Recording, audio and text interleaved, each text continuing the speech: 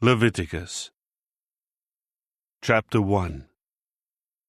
And Jehovah called Moses and spoke to him from the tent of meeting, saying, Speak to the Israelites and tell them, if any one of you would present an offering to Jehovah from the domestic animals, you should present your offering from the herd or from the flock. If his offering is a burnt offering from the herd, he should present a sound male animal. He should present it of his own free will before Jehovah, at the entrance of the tent of meeting. He is to lay his hand on the head of the burnt offering, and it will be accepted in his behalf, to make atonement for him. Then a young bull must be slaughtered before Jehovah, and the sons of Aaron, the priests, will present the blood, and sprinkle the blood on all sides of the altar, which is at the entrance of the tent of meeting. The burnt offering should be skinned and cut into pieces. The sons of Aaron, the priests, are to put fire on the altar and arrange wood on the fire. The sons of Aaron, the priests, will arrange the pieces of the offering with the head and the suet over the wood that is on the fire on the altar. Its intestines and its shanks will be washed with water, and the priest is to make all of its smoke on the altar as a burnt offering, an offering made by fire of a pleasing aroma to Jehovah. If his offering for a burnt offering is from the flock, from the young rams or the goats, he should present a sound male. It is to be slaughtered at the north side of the altar before Jehovah, and the sons of Aaron, the priests, will sprinkle its blood on all sides of the altar. He will cut it up into pieces, and with its head and its suet, the priest will arrange them over the wood on the fire on the altar. He will wash the intestines and the shanks with water, and the priest will present all of it and make it smoke on the altar. It is a burnt offering, an offering made by fire of a pleasing aroma to Jehovah. However, if he offers birds as a burnt offering to Jehovah, he will present his offering from the turtle doves or the young pigeons. The priest will present it at the altar and nip off its head and make it smoke on the altar, but its blood should be drained out on the side of the altar. He should remove its crop and its feathers and throw them beside the altar to the east to the place for the ashes. He will split it at its wings without dividing it into two parts. Then the priest will make it smoke on the altar over the wood that is on the fire. It is a burnt offering, an offering made by fire of a pleasing aroma to Jehovah. Chapter 2. Now if someone presents a grain offering to Jehovah, his offering must be fine flour, and he should pour oil on it, and put frankincense on it. Then he will bring it to the sons of Aaron, the priests, and the priest will take a handful of the fine flour and oil and all its frankincense, and he will make it smoke as a token offering on the altar, an offering made by fire of a pleasing aroma to Jehovah. Whatever is left of the grain offering belongs to Aaron and his sons, as something most holy from Jehovah's offerings made by fire. If you present a grain offering that has been baked in the oven, it should be of fine flour, unleavened ring-shaped loaves mixed with oil, or unleavened wafers spread with oil. If your offering is a grain offering from the griddle, it should be of fine, unleavened flour mixed with oil. It should be broken into pieces, and you are to pour oil on it. It is a grain offering. If your offering is a grain offering prepared in a pan, it should be made of fine flour with oil. You should bring the grain offering that was made of these to Jehovah, and it will be presented to the priest, who will bring it near to the altar. And the priest will lift off some of the grain offering as a token offering, and make it smoke on the altar as an offering made by fire of a pleasing aroma to Jehovah. What is left of the grain offering belongs to Aaron and his sons, as something most holy of Jehovah's offerings by fire. No grain offering that you present to Jehovah should be leavened, for you must not make any sourdough or honey smoke as an offering made by fire to Jehovah. You may present them to Jehovah as an offering of the firstfruits, but they must not be brought to the altar as a pleasing aroma. Every grain offering you make is to be seasoned with salt, and you must not allow the salt of the covenant of your God to be missing from your grain offering. Along with every offering of yours, you will present salt. If you present the grain offering of the first ripe fruits to Jehovah, you should present new grain roasted with fire, coarsely crushed new kernels, as the grain offering of your first ripe fruits. You are to put oil on it and place frankincense on it. It is a grain offering.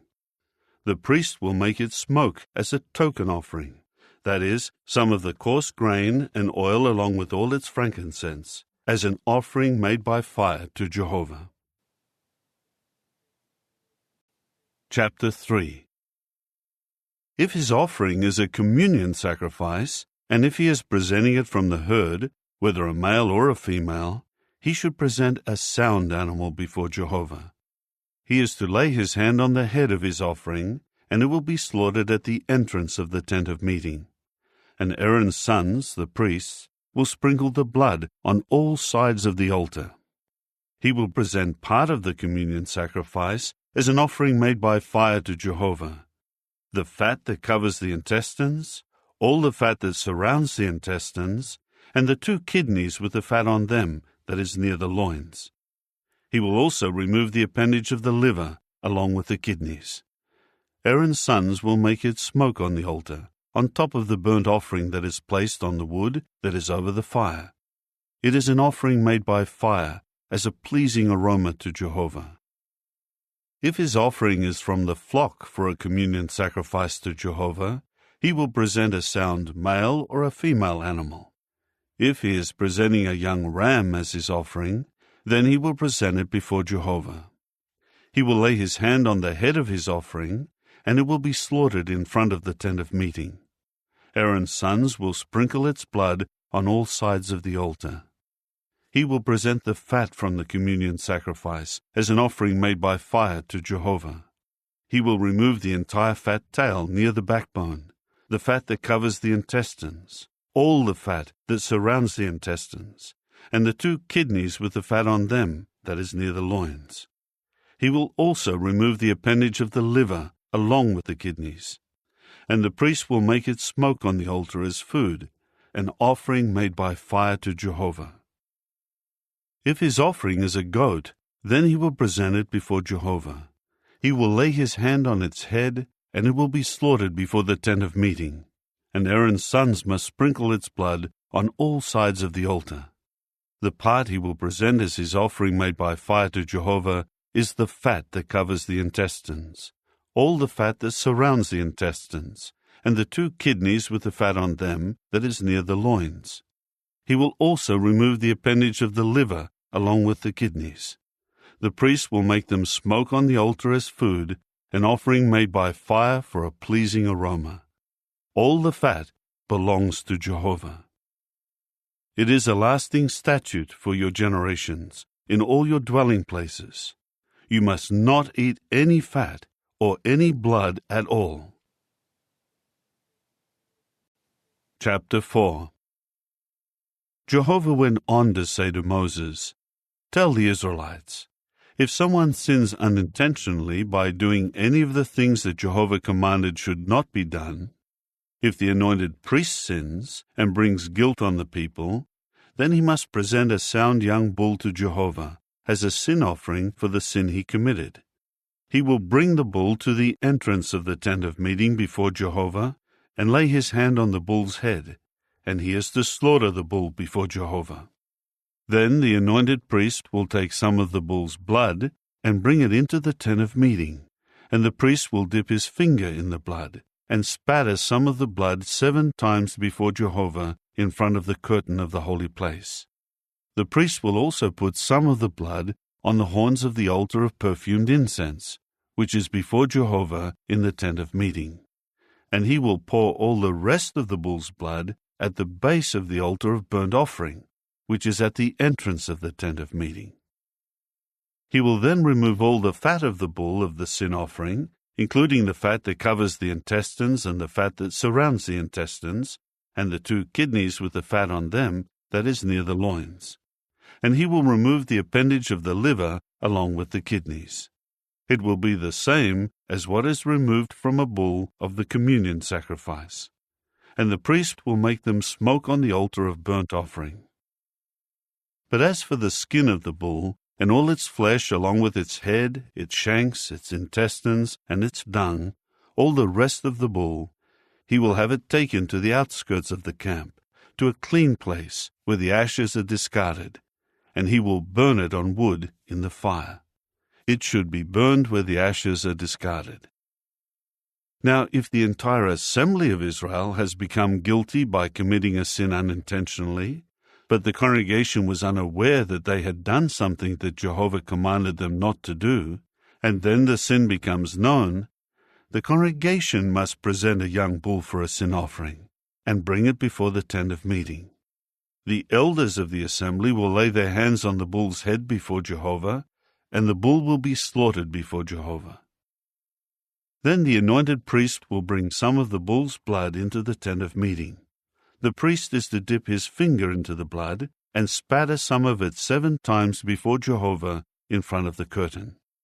He will then put some of the blood on the horns of the altar that is before Jehovah, which is in the tent of meeting, and he will pour all the rest of the blood at the base of the altar of burnt offering, which is at the entrance of the tent of meeting.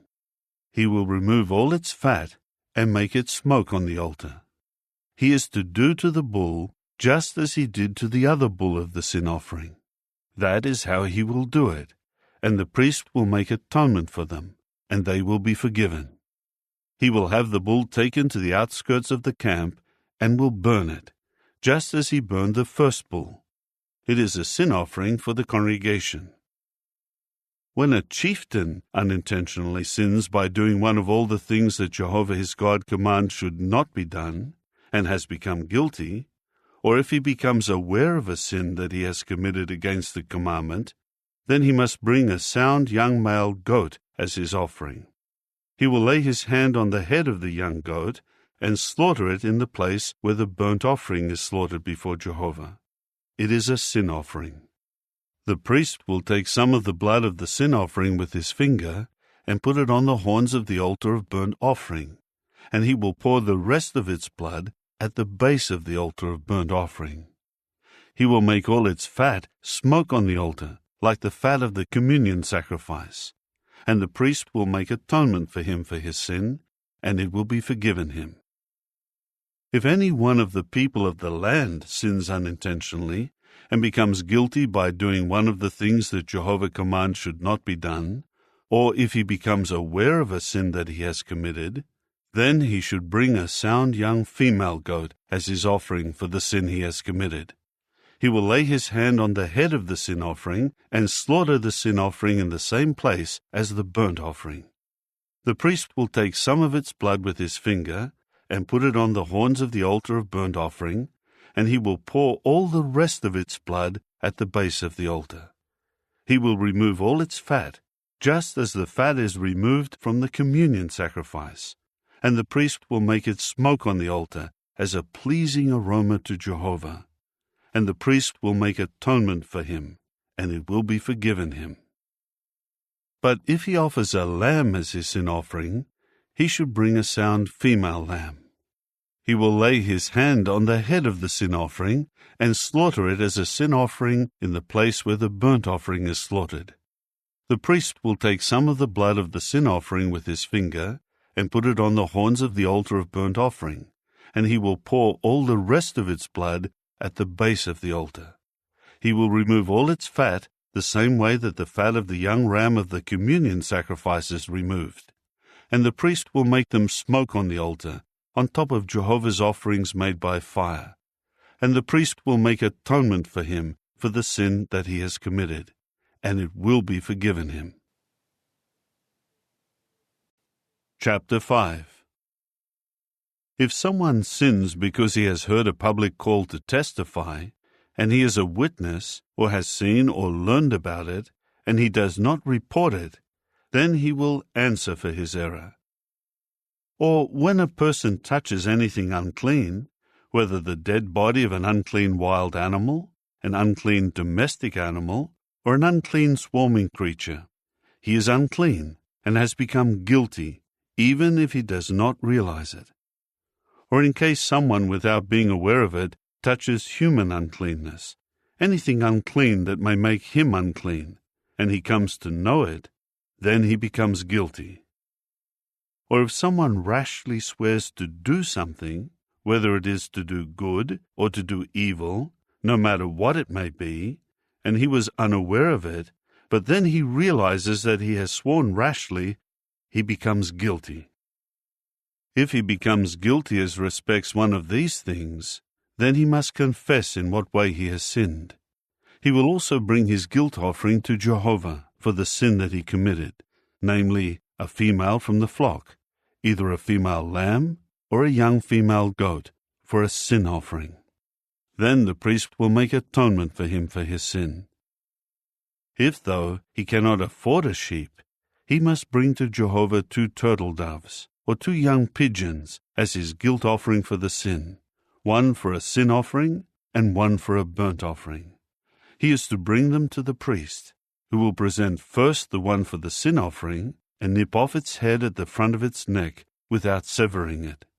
He will spatter some of the blood of the sin offering on the side of the altar, but the remainder of the blood will be drained out at the base of the altar. It is a sin offering. He will handle the other one as a burnt offering, according to the regular procedure, and the priest will make atonement for him for the sin that he has committed, and it will be forgiven him. Now, if he cannot afford 2 turtle doves or 2 young pigeons, he must bring as his offering for his sin 1/10 of an ephah of fine flour for a sin offering. He should not add oil to it or place frankincense on it, for it is a sin offering. He will bring it to the priest, and the priest will take from it his handful as a token offering, and make it smoke on the altar on top of Jehovah's offerings made by fire. It is a sin offering. The priest will make atonement for him for the sin that he has committed, any one of these sins, and it will be forgiven him. The remainder of the offering will become the priest's, just like the grain offering. Jehovah continued to speak to Moses, saying, If someone behaves unfaithfully by unintentionally sinning against the holy things of Jehovah, he is to bring to Jehovah a sound ram from the flock as a guilt offering. Its value in silver shekels is set according to the standard shekel of the holy place. And he will make compensation for the sin he has committed against the holy place, and he will also add 1/5 of its value. He will give it to the priest, so that the priest may make atonement for him with the ram of the guilt offering, and it will be forgiven him. If someone sins by doing any of the things that Jehovah commands should not be done, even if he is not aware of it, he is still guilty and will answer for his error. He should bring to the priest a sound ram from the flock according to the estimated value, for a guilt offering. Then the priest will make atonement for him for the unintentional mistake that he unknowingly committed, and it will be forgiven him. It is a guilt offering. He has certainly become guilty of sinning against Jehovah. Chapter 6. Jehovah went on to say to Moses, If someone sins and behaves unfaithfully toward Jehovah, by deceiving his neighbor in connection with something entrusted to him, or something deposited with him, or he robs or defrauds his neighbor, or he finds something lost and is deceptive about it, and if he swears falsely over any such sin he may commit, this is what he should do.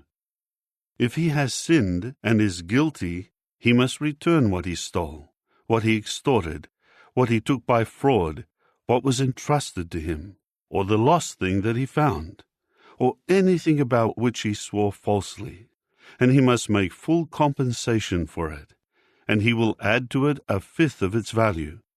He will give it to the owner on the day his guilt is proved. And he will bring to the priest, as his guilt offering to Jehovah, a sound ram from the flock according to the assessed value, for a guilt offering. The priest will make atonement for him before Jehovah, and he will be forgiven for anything he may have done resulting in his guilt. Jehovah continued to speak to Moses, saying, Command Aaron and his sons and say, This is the law of the burnt offering. The burnt offering will remain on the hearth on the altar all night long until the morning, and the fire will be kept burning on the altar. The priest will clothe himself with his official dress of linen, and he will put the linen shorts on over his flesh. Then he will remove the ashes of the burnt offering that the fire had consumed on the altar, and place them beside the altar. Then he will take off his garments and put on other garments, and take the ashes to a clean place outside the camp. The fire will be kept burning on the altar. It must not go out. The priest must burn wood on it each morning, and arrange the burnt offering over it, and he will make the fat of the communion sacrifices smoke over it. Fire will be kept constantly burning on the altar. It must not go out. Now this is the law of the grain offering. You sons of Aaron are to present it before Jehovah in front of the altar. One of them will take a handful from the fine flour of the grain offering, and some of its oil, and all the frankincense that is on the grain offering, and he will make it smoke on the altar, as a pleasing aroma for a token offering to Jehovah. Aaron and his sons will eat what is left of it. It will be eaten as unleavened bread in a holy place. They will eat it in the courtyard of the tent of meeting. It should not be baked with anything leavened. I have given it as their share out of my offerings made by fire. It is something most holy, like the sin offering and like the guilt offering. Every male among the sons of Aaron will eat it. It is their permanent allowance throughout your generations from Jehovah's offerings made by fire. Everything that touches them will become holy. Jehovah spoke again to Moses. This is the offering that Aaron and his sons will present to Jehovah on the day he is anointed. The 1/10 of an ephah of fine flour as a regular grain offering, half of it in the morning and half of it in the evening. It will be made with oil on a griddle. You will bring it well mixed with oil and present it in pieces as a baked product of the grain offering, as a pleasing aroma to Jehovah. The anointed priest who succeeds him from among his sons will make it. It is a lasting regulation. As a whole offering, it will be made to smoke to Jehovah. Every grain offering of a priest should be a whole offering. It must not be eaten. Jehovah spoke again to Moses and said, Tell Aaron and his sons, this is the law of the sin offering. In the place where the burnt offering is slaughtered, the sin offering will also be slaughtered before Jehovah. It is a most holy thing. The priest who offers it for sin will eat it. It will be eaten in a holy place, in the courtyard of the tent of meeting. Everything that touches its flesh will become holy, and when anyone spatters some of its blood on his garment, you should wash what was spattered with blood in a holy place. The earthenware vessel in which it was boiled is to be shattered. But if it was boiled in a copper vessel, then the vessel must be scoured and washed with water. Every male among the priests will eat it. It is something most holy. However, no sin offering is to be eaten if some of its blood is brought into the tent of meeting to make atonement in the holy place. It is to be burned with fire. Chapter 7. This is the law of the guilt offering. It is something most holy. They will slaughter the guilt offering in the place where they slaughter the burnt offerings, and its blood should be sprinkled on all sides of the altar.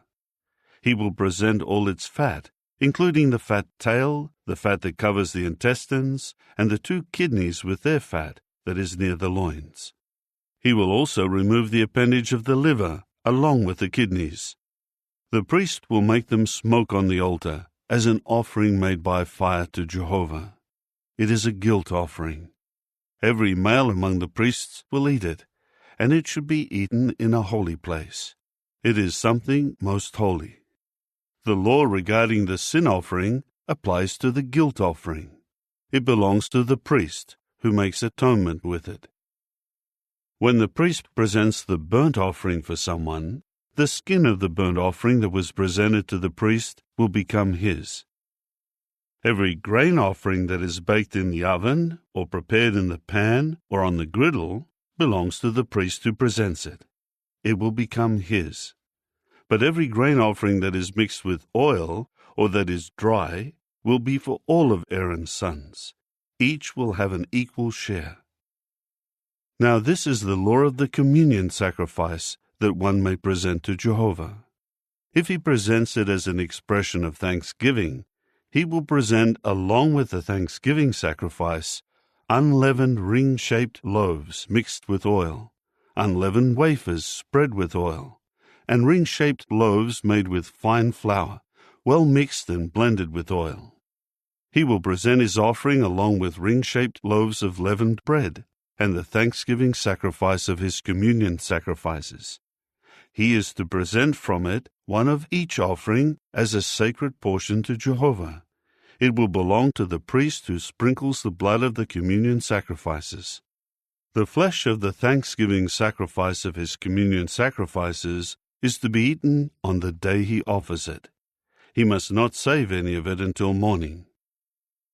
If the sacrifice of his offering is a vow or a voluntary offering, it is to be eaten on the day he presents his sacrifice, and what is left of it may also be eaten on the next day. But whatever is left of the flesh of the sacrifice on the third day is to be burned with fire. However, if any of the flesh of his communion sacrifice is eaten on the third day, the one presenting it will not be accepted with approval. It will not be credited to him. It is an offensive thing, and the person who eats some of it will answer for his error. Flesh that touches anything unclean is not to be eaten. It is to be burned with fire. Everyone who is clean may eat the clean flesh. But any person who is unclean and eats the flesh of the communion sacrifice, which is for Jehovah, that person must be cut off from his people. If someone touches anything unclean, whether the uncleanness of a man or an unclean animal or any unclean disgusting thing, and eats some of the flesh of the communion sacrifice, which is for Jehovah, that person must be cut off from his people. Jehovah continued to speak to Moses, saying, "Tell the Israelites, you must not eat any fat of a bull or a young ram or a goat. The fat of an animal found dead and the fat of an animal killed by another animal may be used for any other purpose, but you must never eat it. For whoever eats fat from an animal that he presents as an offering made by fire to Jehovah must be cut off from his people. You must not eat any blood in any of your dwelling places, whether that of birds or that of animals. Anyone who eats any blood must be cut off from his people." Jehovah went on to speak to Moses, saying, "Tell the Israelites, whoever presents his communion sacrifice to Jehovah will bring part of the offering from his communion sacrifice to Jehovah. He will bring in his own hands the fat along with the breast as an offering made by fire to Jehovah, and he will wave it back and forth as a wave offering before Jehovah. The priest will make the fat smoke on the altar, but the breast will belong to Aaron and his sons. You will give the right leg as a sacred portion to the priest from your communion sacrifices. The son of Aaron who presents the blood of the communion sacrifices and the fat will have the right leg as his portion. For I take the breast of the wave offering and the leg of the sacred portion from the communion sacrifices of the Israelites, and I give them to Aaron the priest and his sons, as a lasting regulation for the Israelites. This was the portion from Jehovah's offerings made by fire to be set aside for the priests, for Aaron and his sons, on the day he presented them to serve as priests to Jehovah. Jehovah commanded to give them this portion from the Israelites on the day he anointed them. It is a permanent statute for their generations. This is the law concerning the burnt offering, the grain offering, the sin offering, the guilt offering, the installation sacrifice, and the communion sacrifice, just as Jehovah commanded Moses on Mount Sinai, in the day he commanded the Israelites to present their offerings to Jehovah in the wilderness of Sinai. Chapter 8. Jehovah continued to speak to Moses, saying, "Take Aaron and his sons with him, the garments, the anointing oil, the bull of the sin offering, the 2 rams, and the basket of unleavened bread, and make all the assembly gather together at the entrance of the tent of meeting." Then Moses did just as Jehovah had commanded him, and the assembly gathered together at the entrance of the tent of meeting. Moses now said to the assembly, "This is what Jehovah has commanded us to do." So Moses brought Aaron and his sons near, and washed them with water. After that he put the robe on him, wrapped him with the sash, clothed him with the sleeveless coat, and put the ephod on him, and tied it with the woven belt of the ephod, binding it securely on him. Next he placed the breastpiece on him, and put the Urim and the Thummim in the breastpiece. Then he placed the turban on his head, and he put on the front of the turban the shining plate of gold, the holy sign of dedication, just as Jehovah had commanded Moses. Moses then took the anointing oil, and anointed the tabernacle and all that was in it, and sanctified them.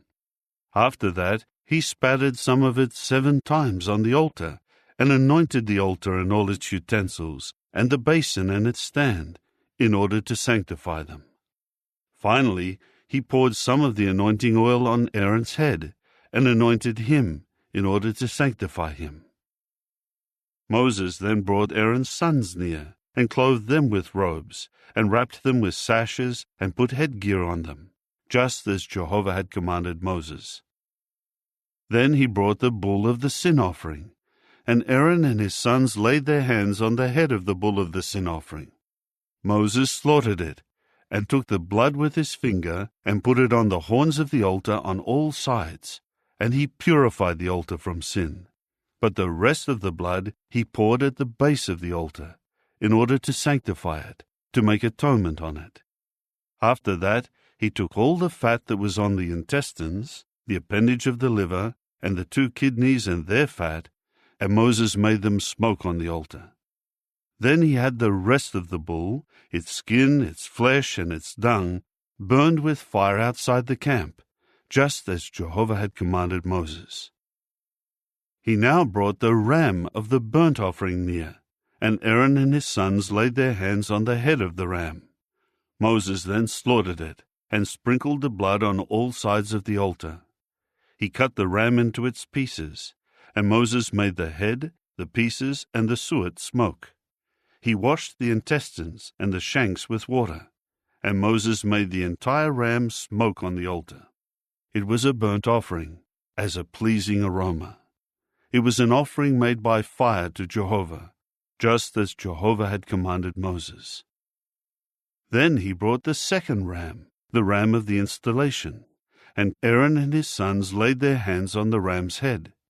Moses slaughtered it, and took some of its blood, and put it on Aaron's right earlobe, and on the thumb of his right hand, and on the big toe of his right foot. Next Moses brought Aaron's sons forward, and put some of the blood on their right earlobe, and on the thumb of their right hand, and on the big toe of their right foot. But Moses sprinkled the rest of the blood on all sides of the altar. Then he took the fat tail, all the fat that was on the intestines, the appendage of the liver, the 2 kidneys and their fat, and the right leg. He took out of the basket of unleavened bread that was before Jehovah 1 unleavened ring-shaped loaf, 1 ring-shaped loaf of oiled bread, and 1 wafer. He then placed them on the pieces of fat and the right leg. After that he put all of them on the palms of Aaron and the palms of his sons, and began to wave them back and forth as a wave offering before Jehovah. Then Moses took them from their hands and made them smoke on the altar, on top of the burnt offering. They were an installation sacrifice, as a pleasing aroma. It was an offering made by fire to Jehovah. Moses then took the breast and waved it back and forth as a wave offering before Jehovah.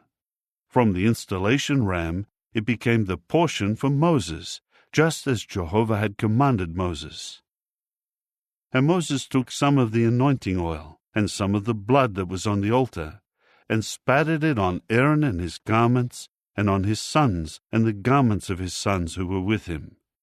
Thus he sanctified Aaron and his garments, and his sons and their garments.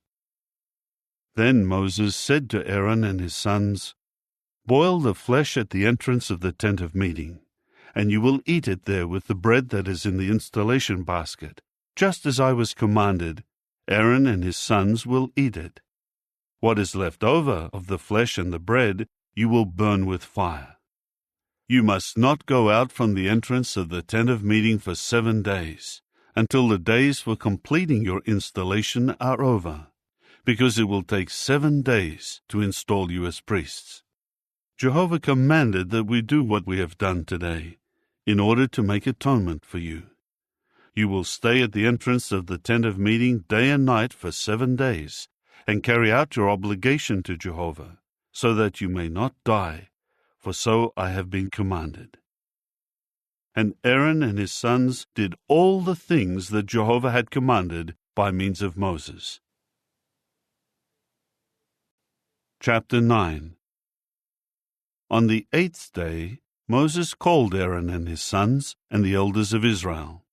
He said to Aaron, "Take for yourself a young calf for a sin offering, and a ram for a burnt offering, sound ones, and present them before Jehovah.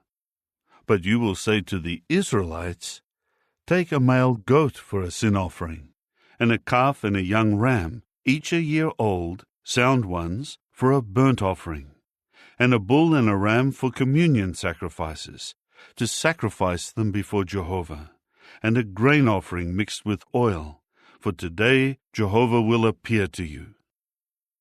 So they took what Moses had commanded before the tent of meeting. Then the whole assembly came forward and stood before Jehovah. And Moses said, "This is what Jehovah has commanded you to do, so that the glory of Jehovah may appear to you." Then Moses said to Aaron, "Approach the altar, and present your sin offering and your burnt offering, and make atonement in your own behalf and in behalf of your house, and present the offering of the people, and make atonement in their behalf, just as Jehovah has commanded." Aaron immediately approached the altar and slaughtered the calf of the sin offering that was for him. Then Aaron's sons presented the blood to him, and he dipped his finger in the blood and put it on the horns of the altar, and he poured the rest of the blood at the base of the altar. He made the fat and the kidneys and the appendage of the liver from the sin offering smoke on the altar, just as Jehovah had commanded Moses. And he burned the flesh and the skin with fire outside the camp. Then he slaughtered the burnt offering, and Aaron's sons handed him the blood, and he sprinkled it on all sides of the altar. They handed him the pieces of the burnt offering along with the head, and he made them smoke on the altar. Further, he washed the intestines and the shanks, and made them smoke on the burnt offering on the altar. He then presented the offering of the people, and took the goat of the sin offering that was for the people, and slaughtered it, and made a sin offering with it like the first one. And he presented the burnt offering, and handled it according to the regular procedure. He next presented the grain offering, filling his hand with some of it, and making it smoke on the altar, in addition to the burnt offering of the morning. After that, he slaughtered the bull and the ram of the communion sacrifice that was for the people. Then Aaron's sons handed him the blood, and he sprinkled it around on all sides of the altar. As for the pieces of fat of the bull, the fat tail of the ram, the fat covering the internal organs, the kidneys, and the appendage of the liver, they placed all those pieces of fat on the breasts, after which he made the pieces of fat smoke on the altar. But the breasts and the right leg Aaron waved back and forth as a wave offering before Jehovah, just as Moses had commanded. Then Aaron raised his hands toward the people and blessed them, and came down from making the sin offering and the burnt offering and the communion sacrifices. Finally Moses and Aaron went into the tent of meeting and came out and blessed the people. Jehovah's glory now appeared to all the people, and fire came out from Jehovah, and began consuming the burnt offering and the pieces of fat on the altar.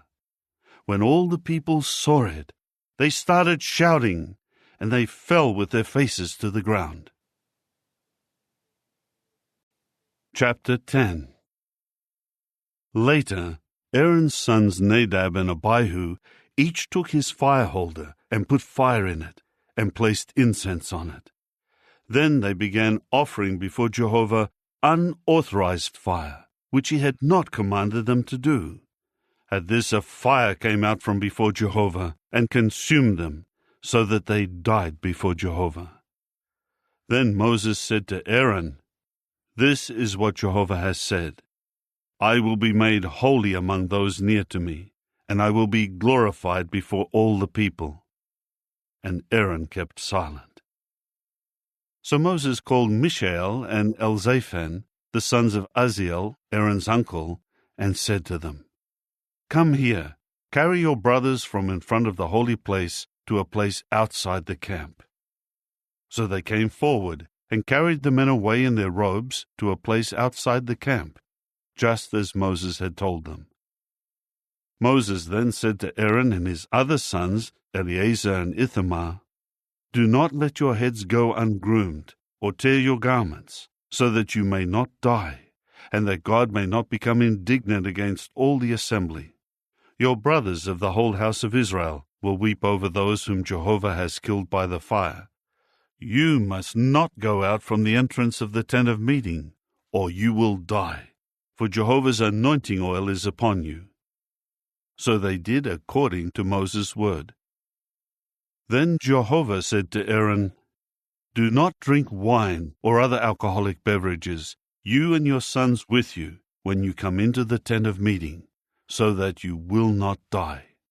It is a permanent statute for your generations. This is to distinguish between the holy thing and the profane, and between the unclean thing and the clean, and to teach the Israelites all the regulations that Jehovah has spoken to them through Moses." Then Moses spoke to Aaron and to Eleazar and Ithamar, his sons who were left, "Take what was left of the grain offering from Jehovah's offerings made by fire, and eat it as unleavened bread near the altar, because it is something most holy. You must eat it in a holy place, because it is your allowance, and the allowance of your sons from Jehovah's offerings made by fire, for this is what I have been commanded. You will also eat the breast of the wave offering, and the leg of the sacred portion in a clean place, you and your sons and your daughters with you, because these things have been given as your allowance, and the allowance of your sons from the communion sacrifices of the Israelites. They will bring the leg of the sacred portion and the breast of the wave offering, along with the offerings of fat made by fire, in order to wave the wave offering back and forth before Jehovah, and it will serve as a permanent allowance for you and your sons with you, just as Jehovah has commanded." And Moses diligently searched for the goat of the sin offering, and he discovered that it had been burned up. So he grew indignant at Eleazar and Ithamar, Aaron's sons who were left, and he said, "Why did you not eat the sin offering in the holy place, since it is something most holy? And he has given it to you so that you may answer for the error of the assembly, and make atonement for them before Jehovah. Look, its blood has not been brought inside the holy place. You certainly should have eaten it in the holy place, just as I was commanded." Aaron replied to Moses, "Look, today they presented their sin offering and their burnt offering before Jehovah, and yet these things happened to me. If I had eaten the sin offering today, would that have been pleasing to Jehovah?" When Moses heard that, he was satisfied. Chapter 11. Then Jehovah said to Moses and Aaron, "Tell the Israelites, these are the living creatures of the earth that you may eat. Every animal that has a split hoof and a cleft in its hooves, and that chews the cud, may be eaten. But you must not eat these animals that chew the cud or have a split hoof: the camel, which chews the cud, but does not have a split hoof. It is unclean for you. Also the rock badger, because it chews the cud, but does not have a split hoof. It is unclean for you. Also the hare, because it chews the cud, but does not have a split hoof. It is unclean for you. Also the pig, because it has a split hoof and a cleft in the hoof, but does not chew the cud. It is unclean for you. You must not eat any of their flesh or touch their dead body. They are unclean for you. This is what you may eat of everything in the waters. Anything in the waters that has fins and scales, whether in the seas or in the rivers, it you may eat. But anything in the seas and in the rivers that has no fins and scales, among all the swarming creatures and of every other living creature that is in the waters, it is a loathsome thing for you. Yes, they should be loathsome to you, and you must not eat any of their flesh, and you must loathe their carcasses. Everything in the waters that has no fins and scales is a loathsome thing to you. These are the flying creatures that you are to loathe. They should not be eaten, for they are loathsome: the eagle, the osprey, the black vulture, the red kite, and every kind of black kite, every kind of raven, the ostrich, the owl, the gull, every kind of falcon, the little owl, the cormorant, the long-eared owl, the swan, the pelican, the vulture, the stork, every kind of heron, the hoopoe, and the bat. Every winged swarming creature that goes on all fours is something loathsome to you. Of the winged swarming creatures that move on all fours, you may eat only those that have jointed legs above their feet for leaping on the ground. Of these you may eat various kinds of migratory locusts, other edible locusts, crickets, and grasshoppers. All other winged swarming creatures with 4 legs are something loathsome to you. By these you would make yourselves unclean. Everyone touching their dead bodies will be unclean until the evening. Anyone carrying any of their dead bodies should wash his garments. He will be unclean until the evening. Any animal that has a split hoof, but does not have a cleft, and does not chew its cud, is unclean to you. Everyone touching them will be unclean. Every living creature that walks on paws among the creatures that walk on all fours is unclean to you. Everyone touching their dead bodies will be unclean until the evening. The one who carries their dead bodies should wash his garments, and he will be unclean until the evening. They are unclean to you. These are the swarming creatures of the earth that are unclean to you: the mole rat, the mouse, every kind of lizard, the gecko, the large lizard, the newt, the sand lizard, and the chameleon. These swarming creatures are unclean to you. Everyone touching their dead bodies will be unclean until the evening. Now anything they fall on when they die will be unclean, whether a wooden utensil, a garment, a skin, or a piece of sackcloth. Any utensil that is used should be immersed in water, and it will be unclean until the evening. Then it will be clean. If they fall into an earthenware vessel, you are to smash it, and anything that was in it will be unclean. Any kind of food that comes in contact with water from such a vessel will be unclean, and any drinkable liquid in such a vessel will be unclean. Anything their dead bodies fall on will be unclean. Whether oven or small stove, it should be broken into pieces. They are unclean, and they will remain unclean to you.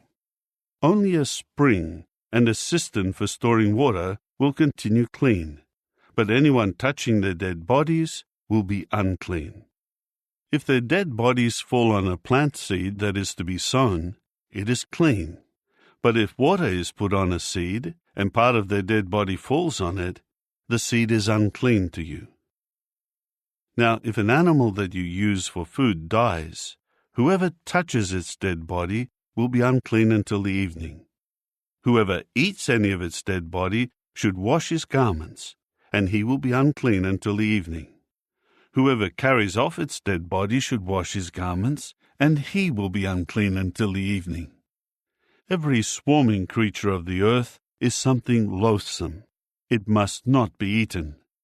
You must not eat any creature that crawls on its belly, any creature that goes on all fours, or any of earth's swarming creatures with a great number of legs, for they are something loathsome.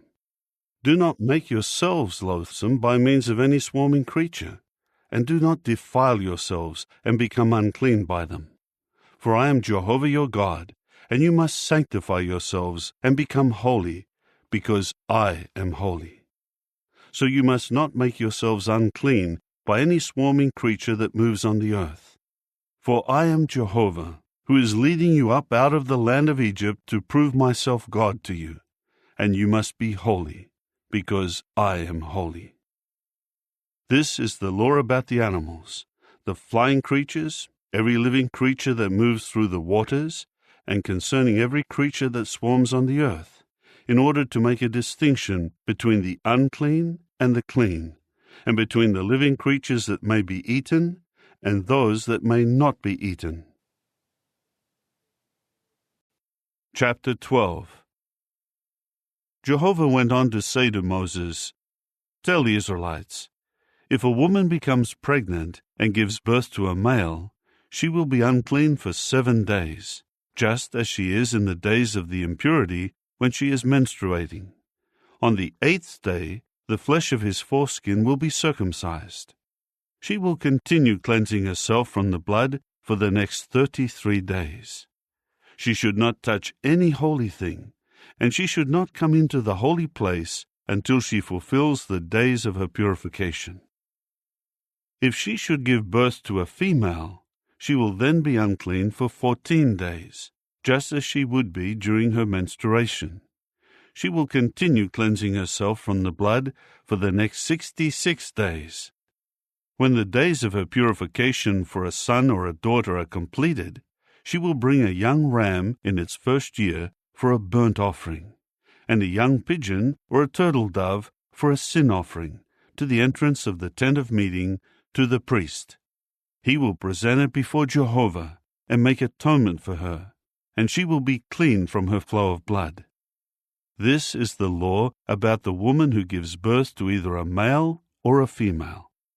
But if she cannot afford a sheep, she must then take 2 turtle doves or 2 young pigeons, one for a burnt offering and one for a sin offering, and the priest will make atonement for her, and she will be clean."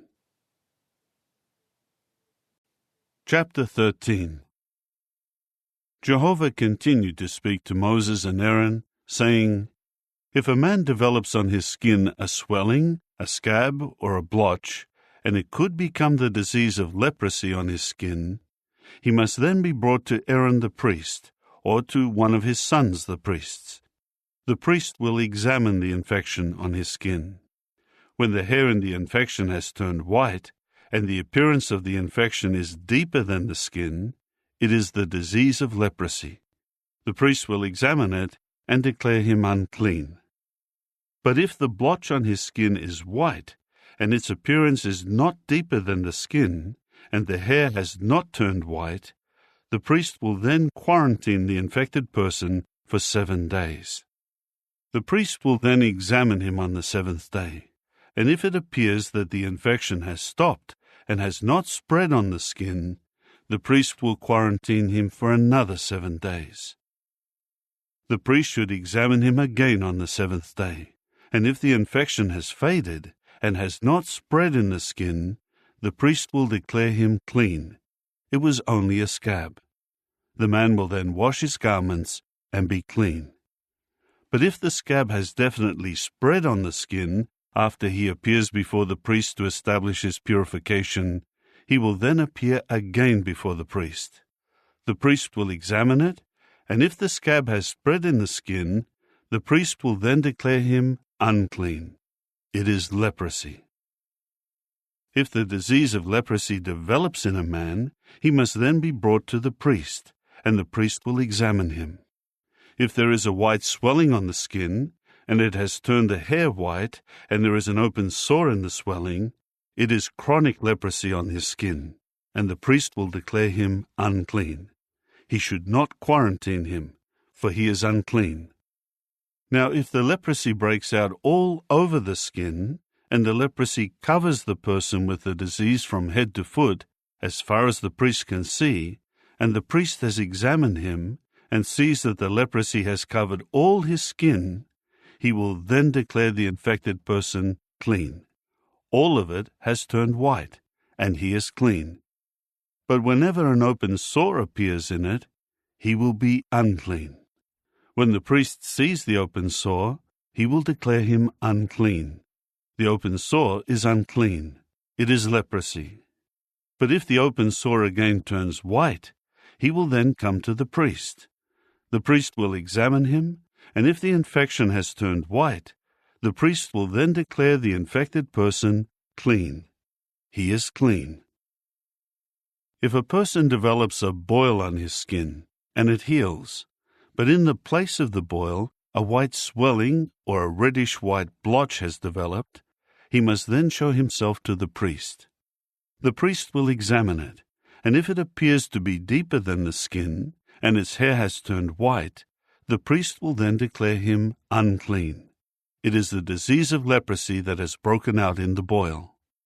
But if the priest examines it, and sees that there is no white hair in it, and it is not deeper than the skin, and appears faded, the priest will then quarantine him for 7 days. And if it has clearly spread on the skin, the priest will then declare him unclean. It is a disease. But if the blotch stays in one place and has not spread, it is only the inflammation from the boil, and the priest will declare him clean.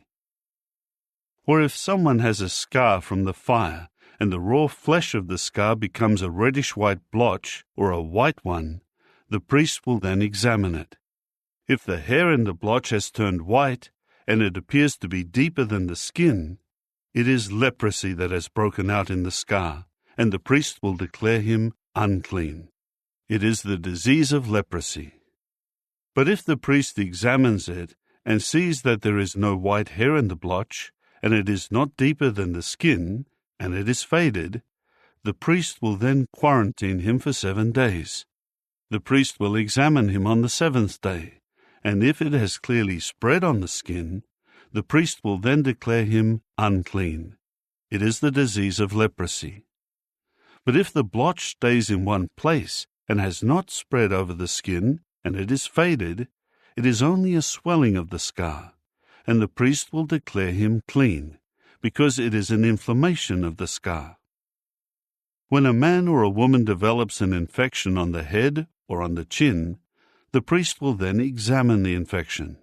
If it appears to be deeper than the skin, and the hair is yellow and thin, the priest will then declare such one unclean. It is an infection of the scalp or the beard. It is leprosy of the head or of the chin. But if the priest sees that the infection does not appear to be deeper than the skin, and there is no black hair in it, the priest should quarantine the infected person for 7 days. The priest will examine the infection on the 7th day, and if the infected area has not spread, and no yellow hair has developed in it, and the appearance of the infected area is not deeper than the skin, the person should have himself shaved, but he will not have the infected area shaved. Then the priest will quarantine the infected person for 7 days. The priest will again examine the infected area on the 7th day, and if the infection of the scalp and beard has not spread on the skin, and it does not appear deeper than the skin, the priest must then declare him clean, and he should wash his garments and be clean. But if the infection clearly spreads on the skin after his purification, the priest will examine him, and if the infection has spread on the skin, the priest does not need to look for yellow hair. That person is unclean. But if the examination shows that the infection has not spread, and black hair has grown on it, the infection has been healed. He is clean, and the priest will declare him clean. If a man or a woman develops blotches on the skin, and the blotches are white, the priest will examine them. If the skin blotches are faded white, it is a harmless rash that has broken out on the skin. That person is clean. If a man loses the hair of his head and becomes bald, he is clean. If he loses the hair on the front of his head and becomes bald there, he is clean. But if a reddish-white sore develops on the bald part of his scalp or on his forehead, it is leprosy breaking out on his scalp or on his forehead. The priest will examine him, and if the swelling from the infection is reddish-white on the bald spot on top of his head or on his forehead, and it looks like leprosy on his skin, he is a leper. He is unclean, and the priest should declare him unclean because of the disease on his head. As for the leper who has the disease, his garments should be torn, and his head should be left ungroomed, and he should cover over his moustache and call out, "Unclean, unclean." He will be unclean the whole time that he has the disease. Since he is unclean, he should live in isolation. His dwelling place will be outside the camp. If the disease of leprosy contaminates a garment, whether a woolen or a linen garment, either in the warp or in the woof of the linen or of the wool, or in a skin, or in anything made of skin, and the yellowish-green or reddish stain from the disease contaminates the garment, a skin, the warp, the woof, or any article of skin, it is a contamination from leprosy, and it should be shown to the priest. The priest will examine the disease, and he must quarantine the disease for 7 days. When he examines the disease on the 7th day and sees that it has spread in the garment, in the warp, in the woof, or in the skin, regardless of what the skin is used for, the disease is malignant leprosy, and it is unclean. He should burn the garment, or the warp, or the woof in the wool, or in the linen, or any article of skin in which the disease has developed, for it is malignant leprosy. It should be burned in the fire. But if the priest examines it, and the disease has not spread in the garment, or in the warp, or in the woof, or in any article of skin, the priest will then command that they should wash the contaminated item, and he will quarantine it for another 7 days. The priest will then examine the contaminated item after it has been thoroughly washed. If the appearance of the contamination has not changed, even if the disease has not spread, it is unclean. You should burn it in the fire because it has been eaten away, either from its underside or from its outside. But if the priest has examined it, and the contaminated part is faded after it has been thoroughly washed, he will then tear it out of the garment, or the skin, or the warp, or the woof. However, if it still appears in another part of the garment, or in the warp, or in the woof, or in any article of skin, it is spreading, and you should burn any contaminated item in the fire. But when the contamination disappears from the garment, or the warp, or the woof, or any article of skin that you wash, it should then be washed a second time, and it will be clean. This is the law of the disease of leprosy in a garment, of wool or of linen, or in the warp or in the woof, or in any article of skin, for declaring it clean or unclean. Chapter 14. Jehovah continued to speak to Moses, saying, "This is to be the law of the leper on the day his purification is established, when he is to be brought to the priest. The priest will go outside the camp and examine him. If the leper has been cured of the leprosy, the priest will command him to bring 2 live clean birds, cedar wood, scarlet material, and hyssop for his cleansing. The priest will command that the one bird be killed in an earthenware vessel over running water. But he should take the living bird, along with the cedar wood, the scarlet material, and the hyssop, and dip them together in the blood of the bird that was killed over the running water. Then he will spatter it 7 times on the one cleansing himself from the leprosy, and declare him clean, and he will set the living bird free in the open field. The one cleansing himself must wash his garments and shave off all his hair and bathe in water, and he will be clean. Afterward he may come into the camp, but he will dwell outside his tent for 7 days. On the 7th day he should shave off all the hair on his head and his chin and his eyebrows. After he shaves off all his hair, he will wash his garments and bathe himself in water, and he will be clean.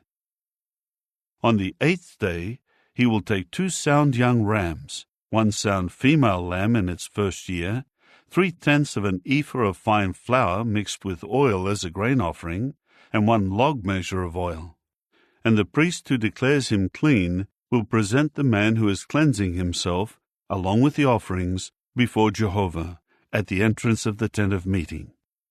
The priest will take the 1 young ram and offer it as a guilt offering, together with the log measure of oil, and he will wave them back and forth as a wave offering before Jehovah. Then he will slaughter the young ram in the place where the sin offering and the burnt offering are usually slaughtered, in a holy place, because, like the sin offering, the guilt offering belongs to the priest. It is something most holy. Then the priest will take some of the blood of the guilt offering, and the priest will put it on the right earlobe of the one cleansing himself, and on the thumb of his right hand, and on the big toe of his right foot. And the priest will take some of the log measure of oil, and pour it into his own left palm. The priest will then dip his right finger into the oil that is in his left palm, and spatter some of the oil with his finger 7 times before Jehovah. Then the priest will put some of the remaining oil in his palm on the right earlobe of the one cleansing himself, and on the thumb of his right hand, and on the big toe of his right foot, over the blood of the guilt offering. The priest will put what is left over of the oil in his palm on the head of the one cleansing himself, and the priest will make atonement for him before Jehovah.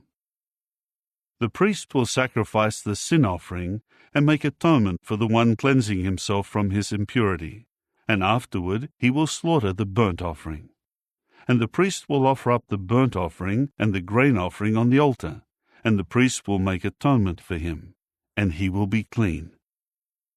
However, if he is poor and does not have enough means, he will then take 1 young ram as a guilt offering for a wave offering, in order to make atonement for himself, along with 1/10 of an ephah of fine flour mixed with oil as a grain offering, a log measure of oil, and 2 turtle doves or 2 young pigeons, according to his means.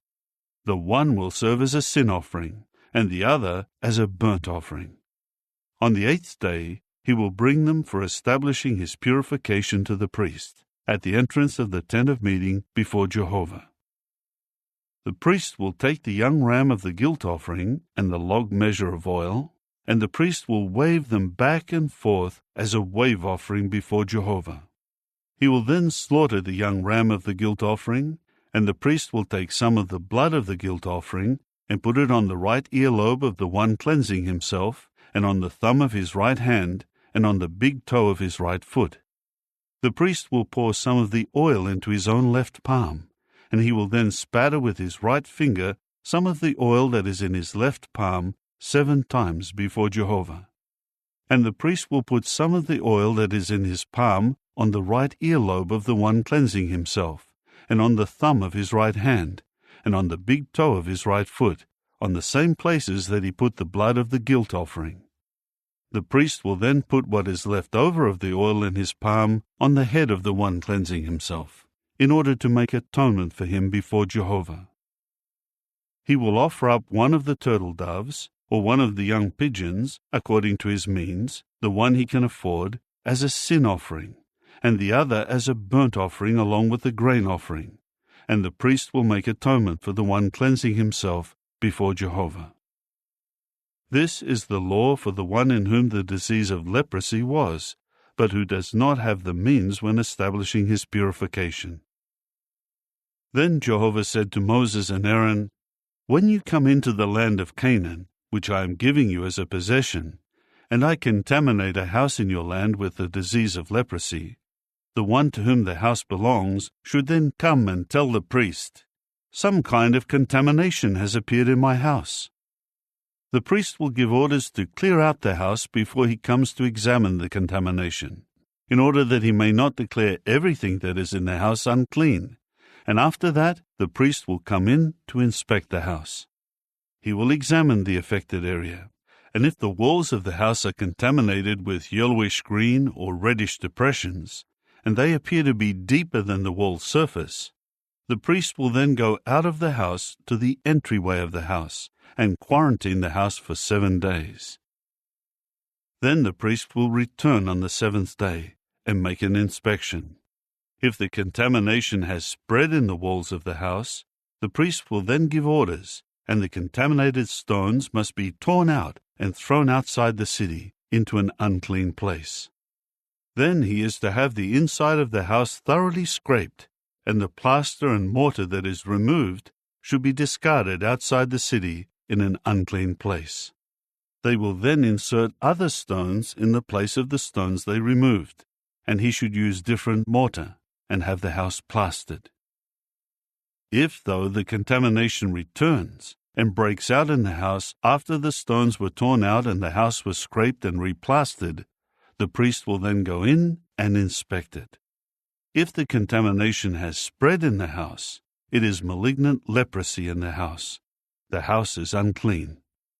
He will then have the house pulled down, its stones, its timbers, and all the plaster and mortar of the house, and carried outside the city to an unclean place. But whoever enters the house any of the days it is quarantined will be unclean until the evening. And whoever lies down in the house should wash his garments, and whoever eats in the house should wash his garments. However, if the priest comes and sees that the contamination has not spread in the house after the house was replastered, the priest will then declare the house clean, because the contamination has been healed. In order to purify the house from uncleanness, he will take 2 birds, cedar wood, scarlet material, and hyssop. He is to kill the one bird in an earthenware vessel over running water. Then he will take the cedar wood, the hyssop, the scarlet material, and the live bird, and dip them in the blood of the bird that was killed, and in the running water, and he must spatter it toward the house 7 times. And he will purify the house from uncleanness with the blood of the bird, the running water, the live bird, the cedar wood, the hyssop, and the scarlet material. He will then set the live bird free outside the city in the open field, and make atonement for the house, and it will be clean. This is the law respecting any case of leprosy, infection of the scalp or the beard, leprosy of the garment or the house, and respecting swellings, scabs, and blotches, in order to determine when something is unclean and when something is clean. This is the law about leprosy. Chapter 15. Jehovah continued to speak to Moses and Aaron, saying, "Speak to the Israelites, and tell them, if a man has a discharge from his genital organ, this discharge makes him unclean. He is unclean from the discharge, whether the discharge continues to flow from his genitals or is obstructed. He is still unclean. Any bed that the one with the discharge lies on will be unclean, and anything he sits on will be unclean. A man who touches his bed must wash his garments, and he should bathe in water and be unclean until the evening. Anyone who sits on an article that the one having a discharge sat on should wash his garments, bathe in water, and be unclean until the evening. Whoever touches the flesh of the one having a discharge should wash his garments, bathe in water, and be unclean until the evening. If the one who has a discharge spits on someone clean, that person must wash his garments, bathe in water, and be unclean until the evening. Any saddle that the one with the discharge rides on will be unclean. Anyone touching anything that was under him will be unclean until the evening, and anyone who carries those items will wash his garments, bathe in water, and be unclean until the evening. If the one with the discharge has not washed his hands in water, and he touches someone, that person must then wash his garments, bathe in water, and be unclean until the evening. An earthenware vessel that the one having a discharge touches should be smashed, and any wooden vessel should be washed with water. When the discharge stops, and the person becomes clean from it, he will then count 7 days for his purification, and he must wash his garments, bathe himself in running water, and he will be clean. On the 8th day, he should take 2 turtle doves or 2 young pigeons and come before Jehovah at the entrance of the tent of meeting, and give them to the priest. And the priest will offer them, the one as a sin offering, and the other as a burnt offering. And the priest will make atonement for him before Jehovah concerning his discharge. Now, if a man has an emission of semen, he should bathe his whole body in water, and be unclean until the evening. He must wash with water any garment and any skin with semen on it, and it will be unclean until the evening. When a man lies with a woman and has an emission of semen, they should bathe in water and be unclean until the evening. If a woman has a discharge of blood from her body, she will continue in her menstrual impurity for 7 days. Anyone touching her will be unclean until the evening.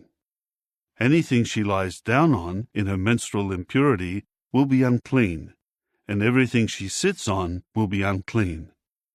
Anyone touching her bed should wash his garments, bathe in water, and be unclean until the evening.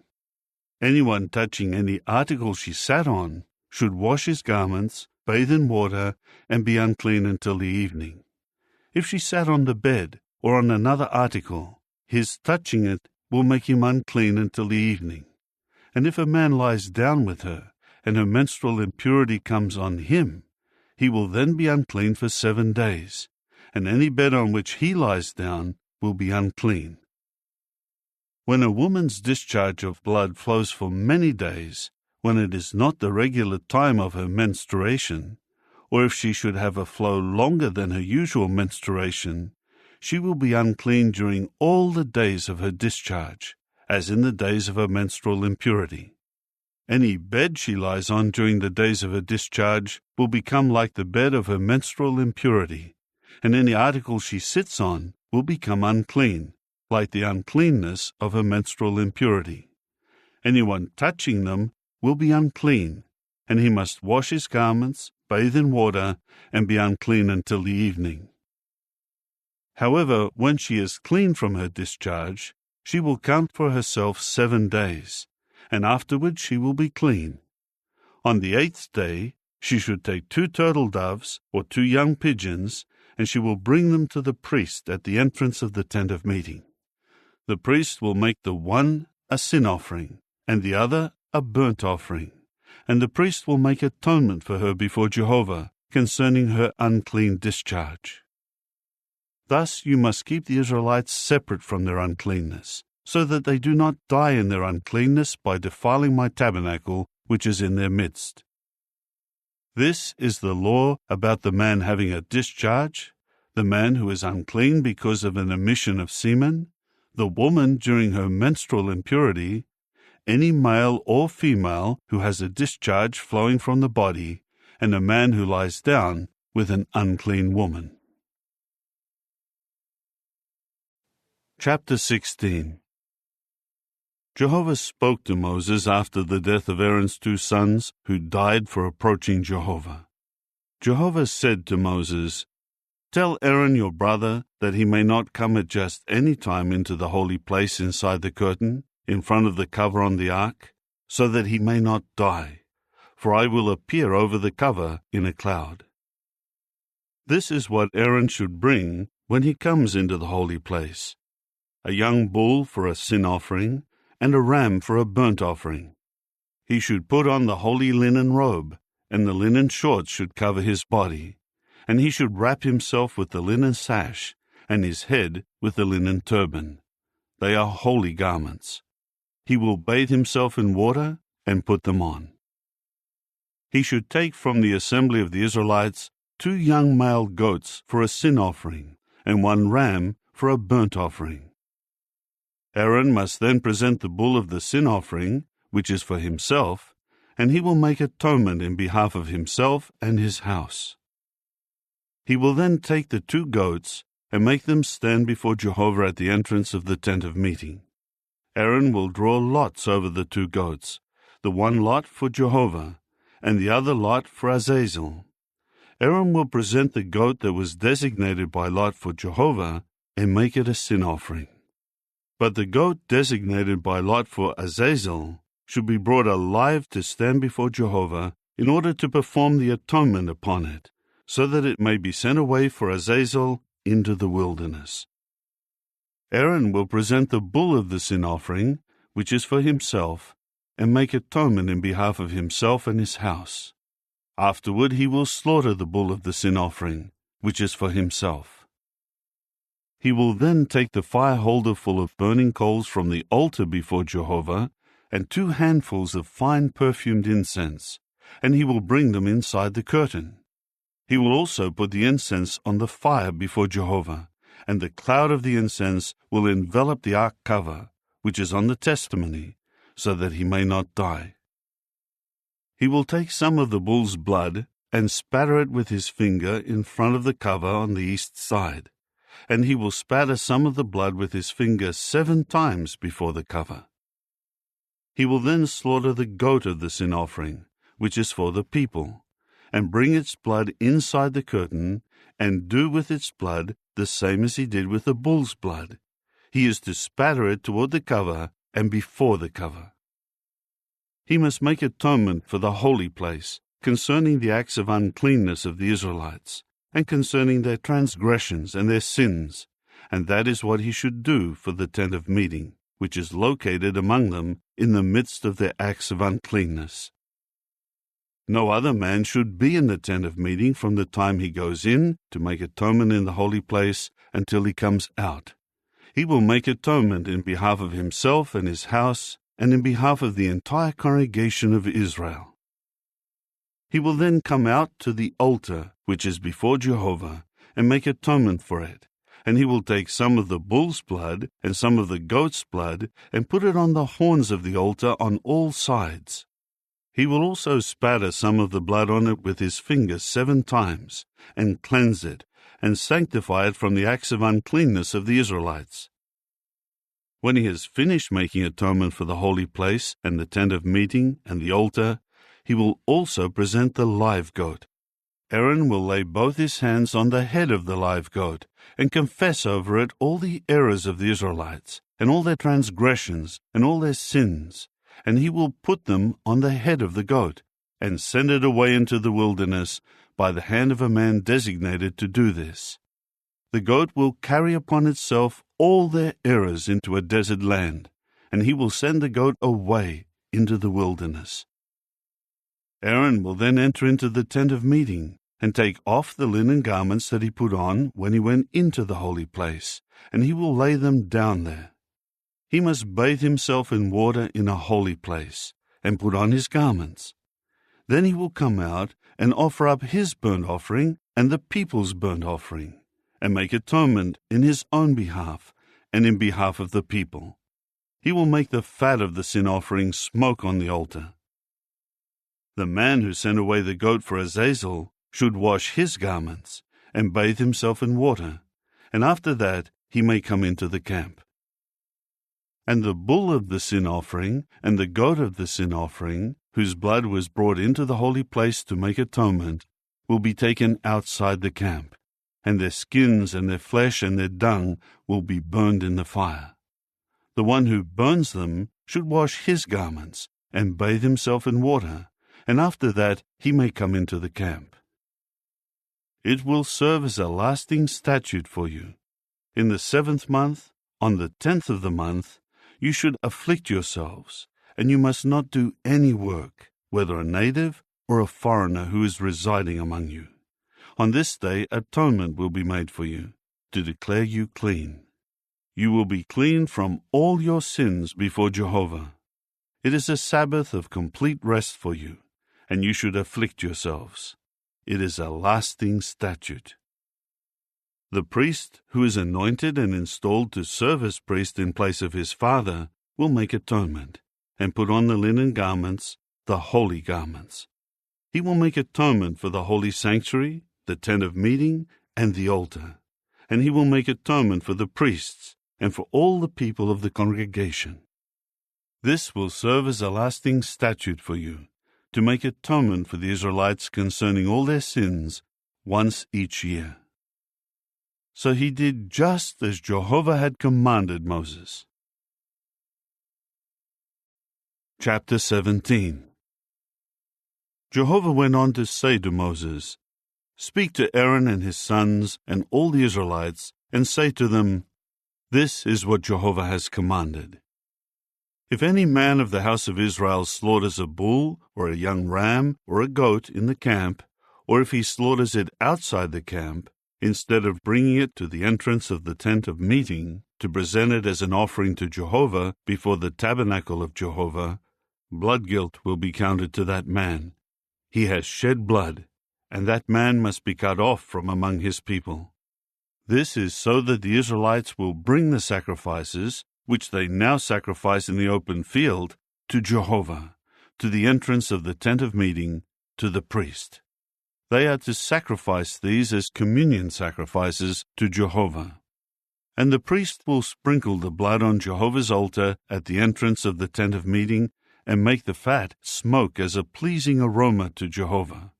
So they should no longer offer sacrifices to the goat like demons, with which they are prostituting themselves.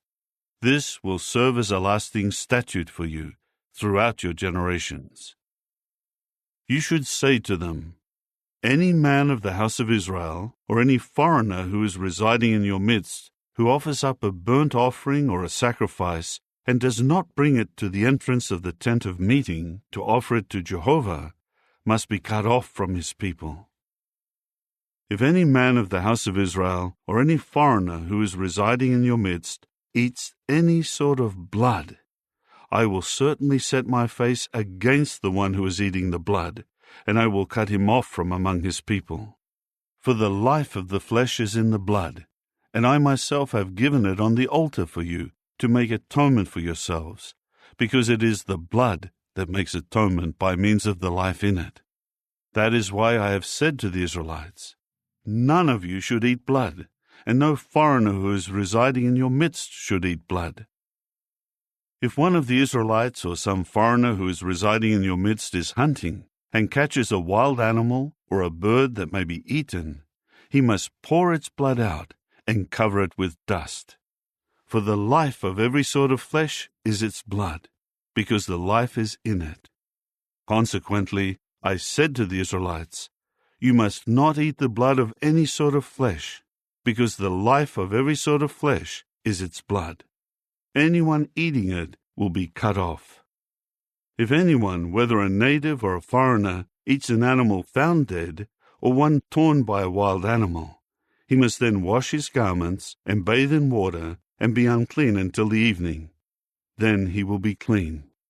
But if he does not wash them and does not bathe himself, he will answer for his error. Chapter 18. Jehovah continued to speak to Moses, saying, Speak to the Israelites and say to them, I am Jehovah your God. You must not behave as they do in the land of Egypt, where you were dwelling, and you must not do what they do in the land of Canaan, where I am bringing you. And you must not walk in their statutes. You should carry out my judicial decisions, and you should keep my statutes and walk in them. I am Jehovah your God. You must keep my statutes and my judicial decisions. Anyone who does so will live by means of them. I am Jehovah. No man among you should approach any of his close relatives to have sexual relations. I am Jehovah. You must not have sexual relations with your father, and you must not have sexual relations with your mother. She is your mother, and you must not have sexual relations with her. You must not have sexual relations with your father's wife, It is exposing your father to shame. You must not have sexual relations with your sister, either the daughter of your father or the daughter of your mother, whether she is born in the same household or born outside of it. You must not have sexual relations with the daughter of your son or the daughter of your daughter, because they are your own nakedness. You must not have sexual relations with the daughter of your father's wife, the offspring of your father, because she is your sister. You must not have sexual relations with your father's sister. She is your father's blood relative. You must not have sexual relations with your mother's sister, because she is your mother's blood relative. You must not expose your father's brother to shame by having sexual relations with his wife. She is your aunt. You must not have sexual relations with your daughter-in-law. She is your son's wife, and you must not have relations with her. You must not have sexual relations with your brother's wife, because it is exposing your brother to shame. You must not have sexual relations with a woman and her daughter. You must not take the daughter of her son and the daughter of her daughter in order to have relations. They are her close relatives. It is an obscene act. You must not take a woman in addition to her sister as a rival wife and have sexual relations with her while her sister is alive. You must not approach a woman during her menstrual impurity to have sexual relations with her. You must not have sexual intercourse with the wife of your fellow man, making yourself unclean. You must not allow any of your offspring to be offered to Molech. You must not profane the name of your God in that way. I am Jehovah. You must not lie down with a male in the same way that you lie down with a woman. It is a detestable act. A man must not have sexual intercourse with an animal to become unclean by it, nor should a woman offer herself to an animal to have intercourse with it. It is a violation of what is natural.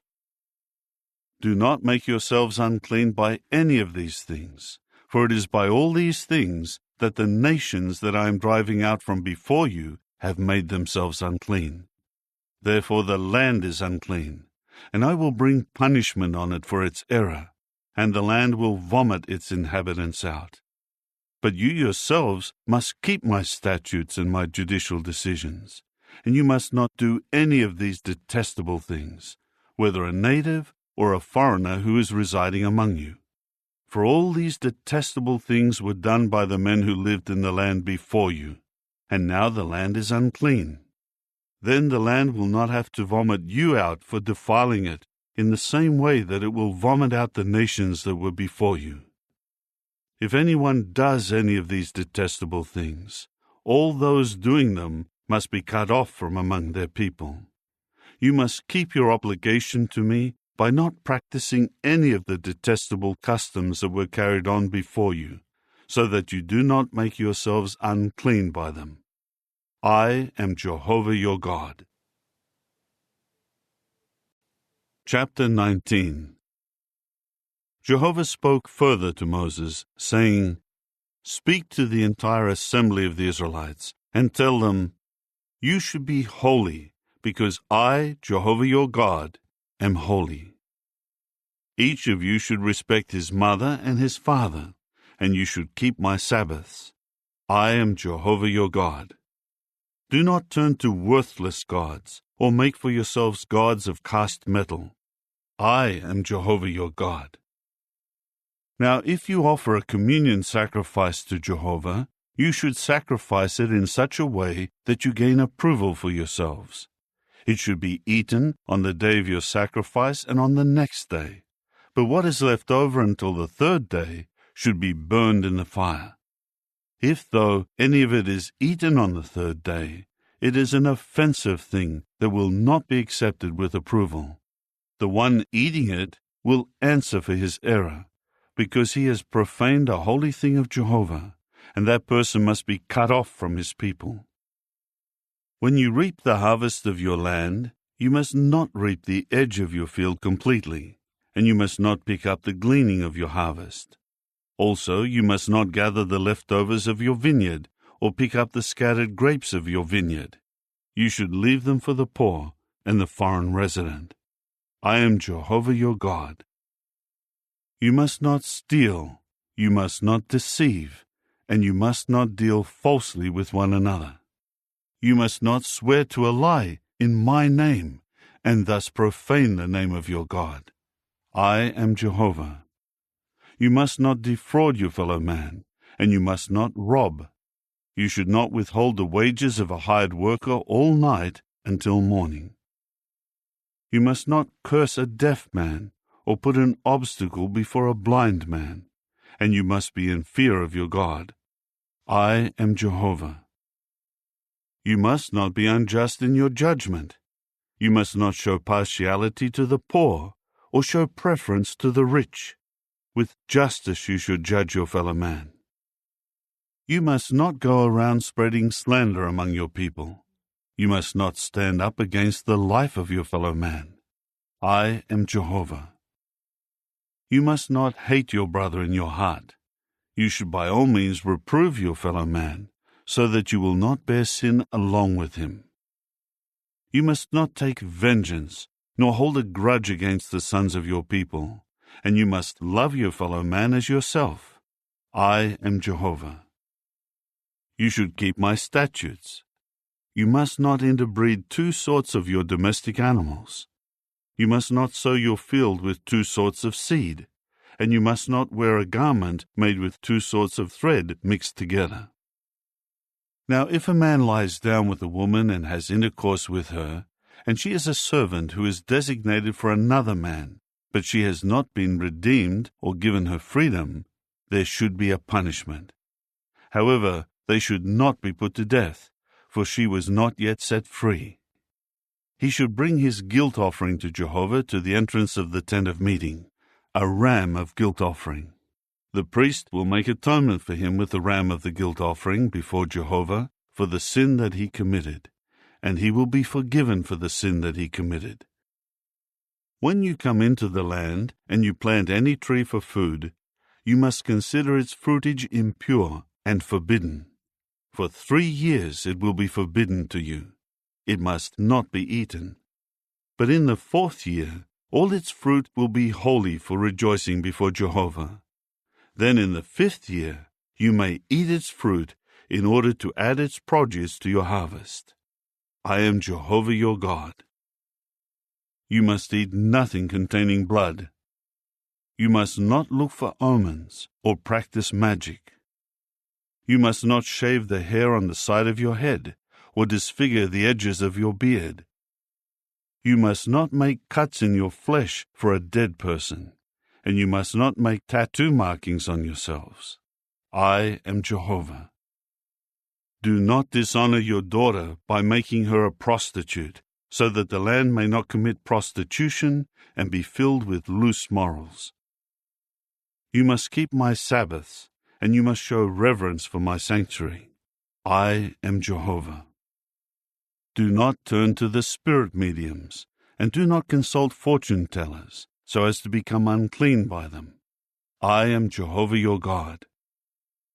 Before gray hair you should rise up, and you must show honor to an older man, and you must be in fear of your God. I am Jehovah. If a foreigner resides with you in your land, you must not mistreat him. The foreigner who resides with you should become to you like a native among you, and you must love him as yourself, for you were foreign residents in the land of Egypt. I am Jehovah your God. You must not use dishonest standards in measuring length, weight, or volume. You should use accurate scales, accurate weights, an accurate dry measure, and an accurate liquid measure. I am Jehovah your God, who brought you out of the land of Egypt. So you must keep all my statutes and all my judicial decisions, and you must follow them. I am Jehovah.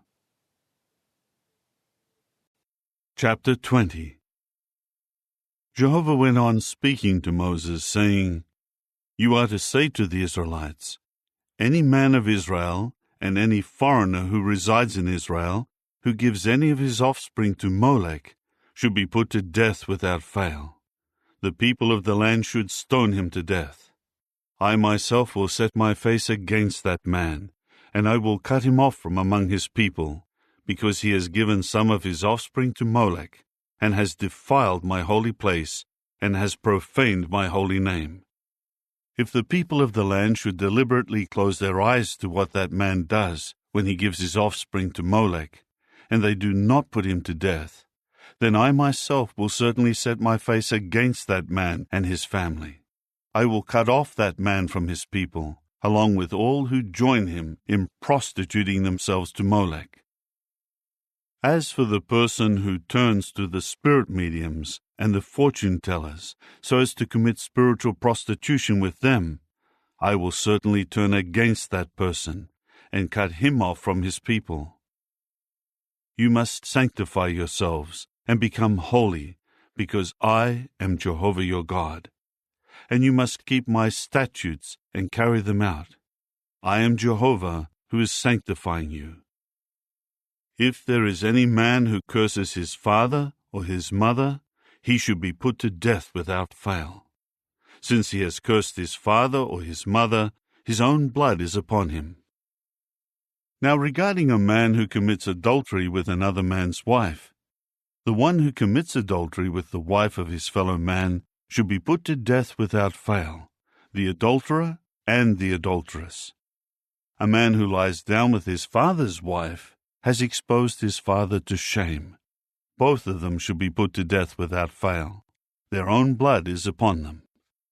If a man lies down with his daughter-in-law, both of them should be put to death without fail. They have violated what is natural. Their own blood is upon them.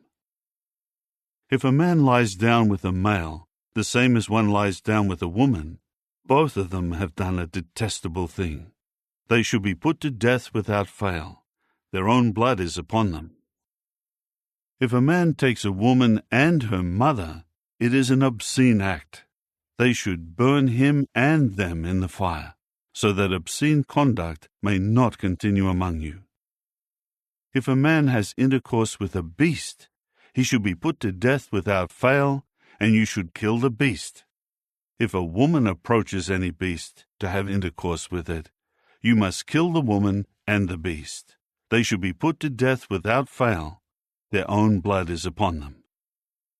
If a man has sexual relations with his sister, the daughter of his father, or the daughter of his mother, and he sees her nakedness, and she sees his nakedness, it is a disgrace. They must be cut off before the eyes of the sons of their people. He has exposed his sister to shame. He should answer for his error. If a man lies down with a menstruating woman and has sexual relations with her, both he and she have exposed their flow of blood.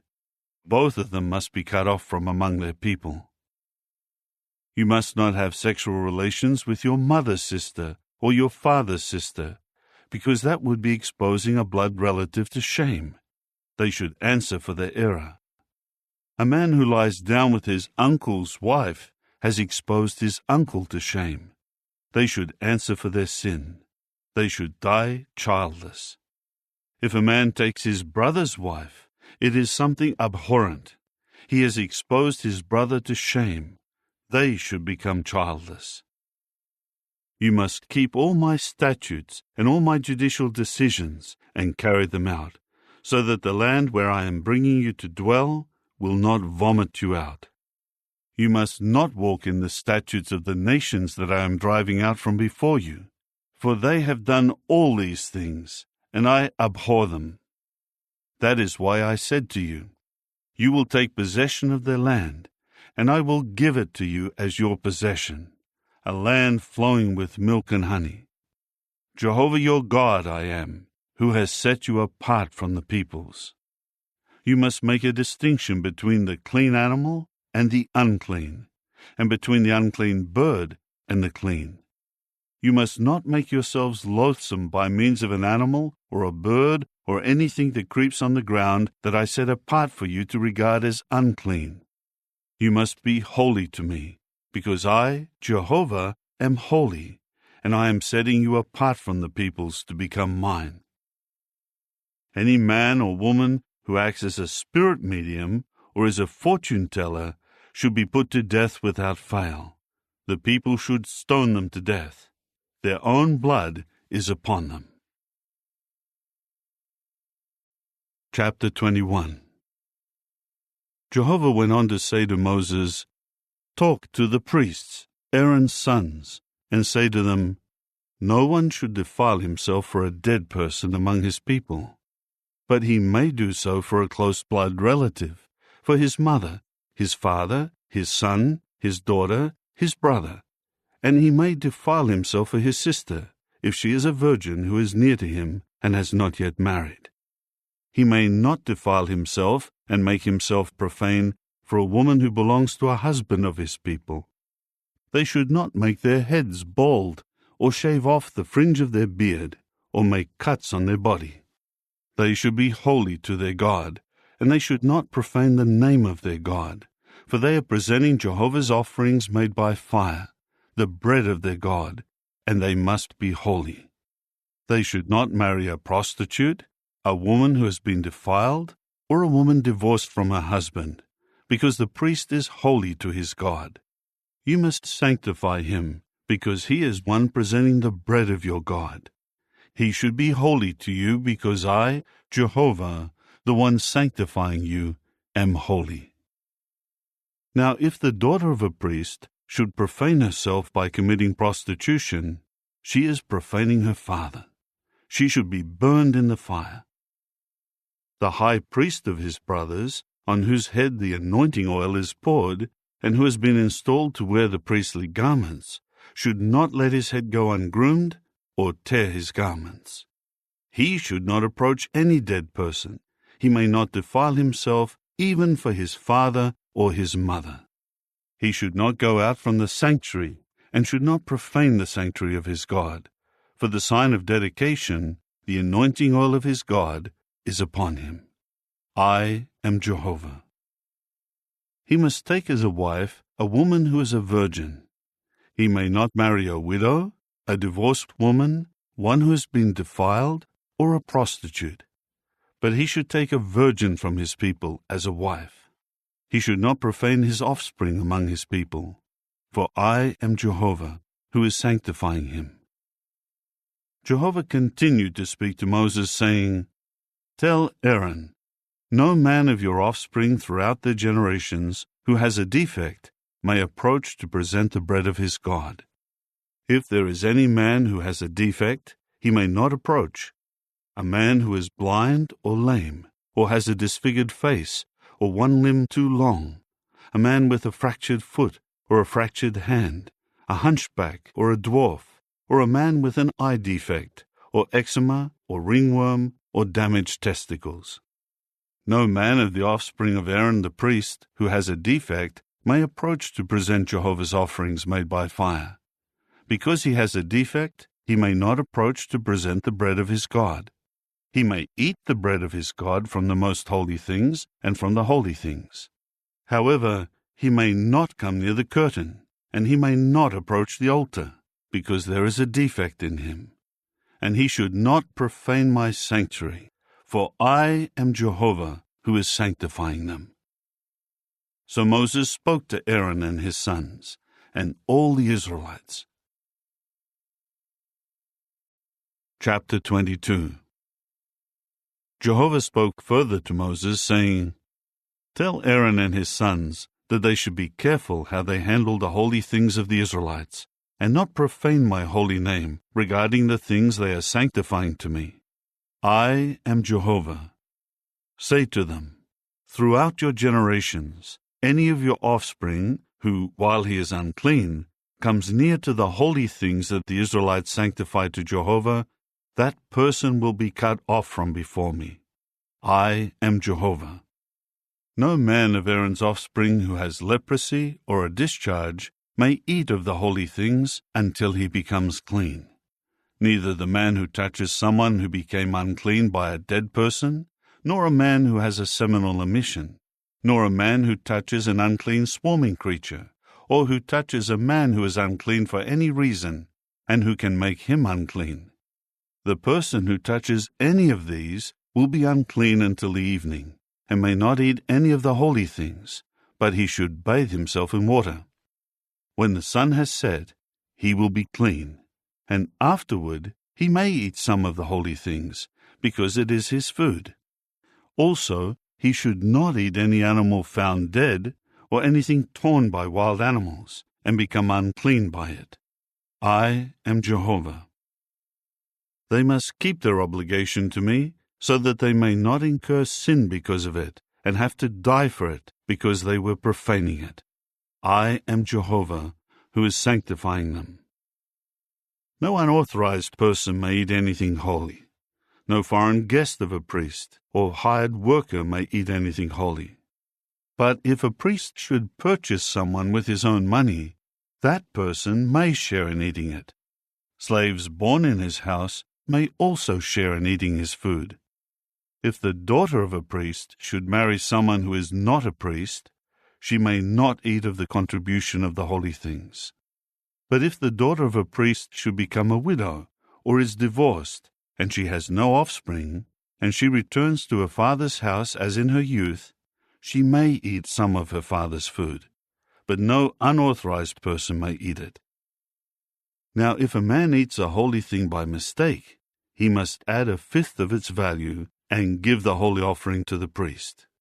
So they should not profane the holy things of the Israelites that they contribute to Jehovah, and cause them to incur punishment for their guilt because of eating their holy things.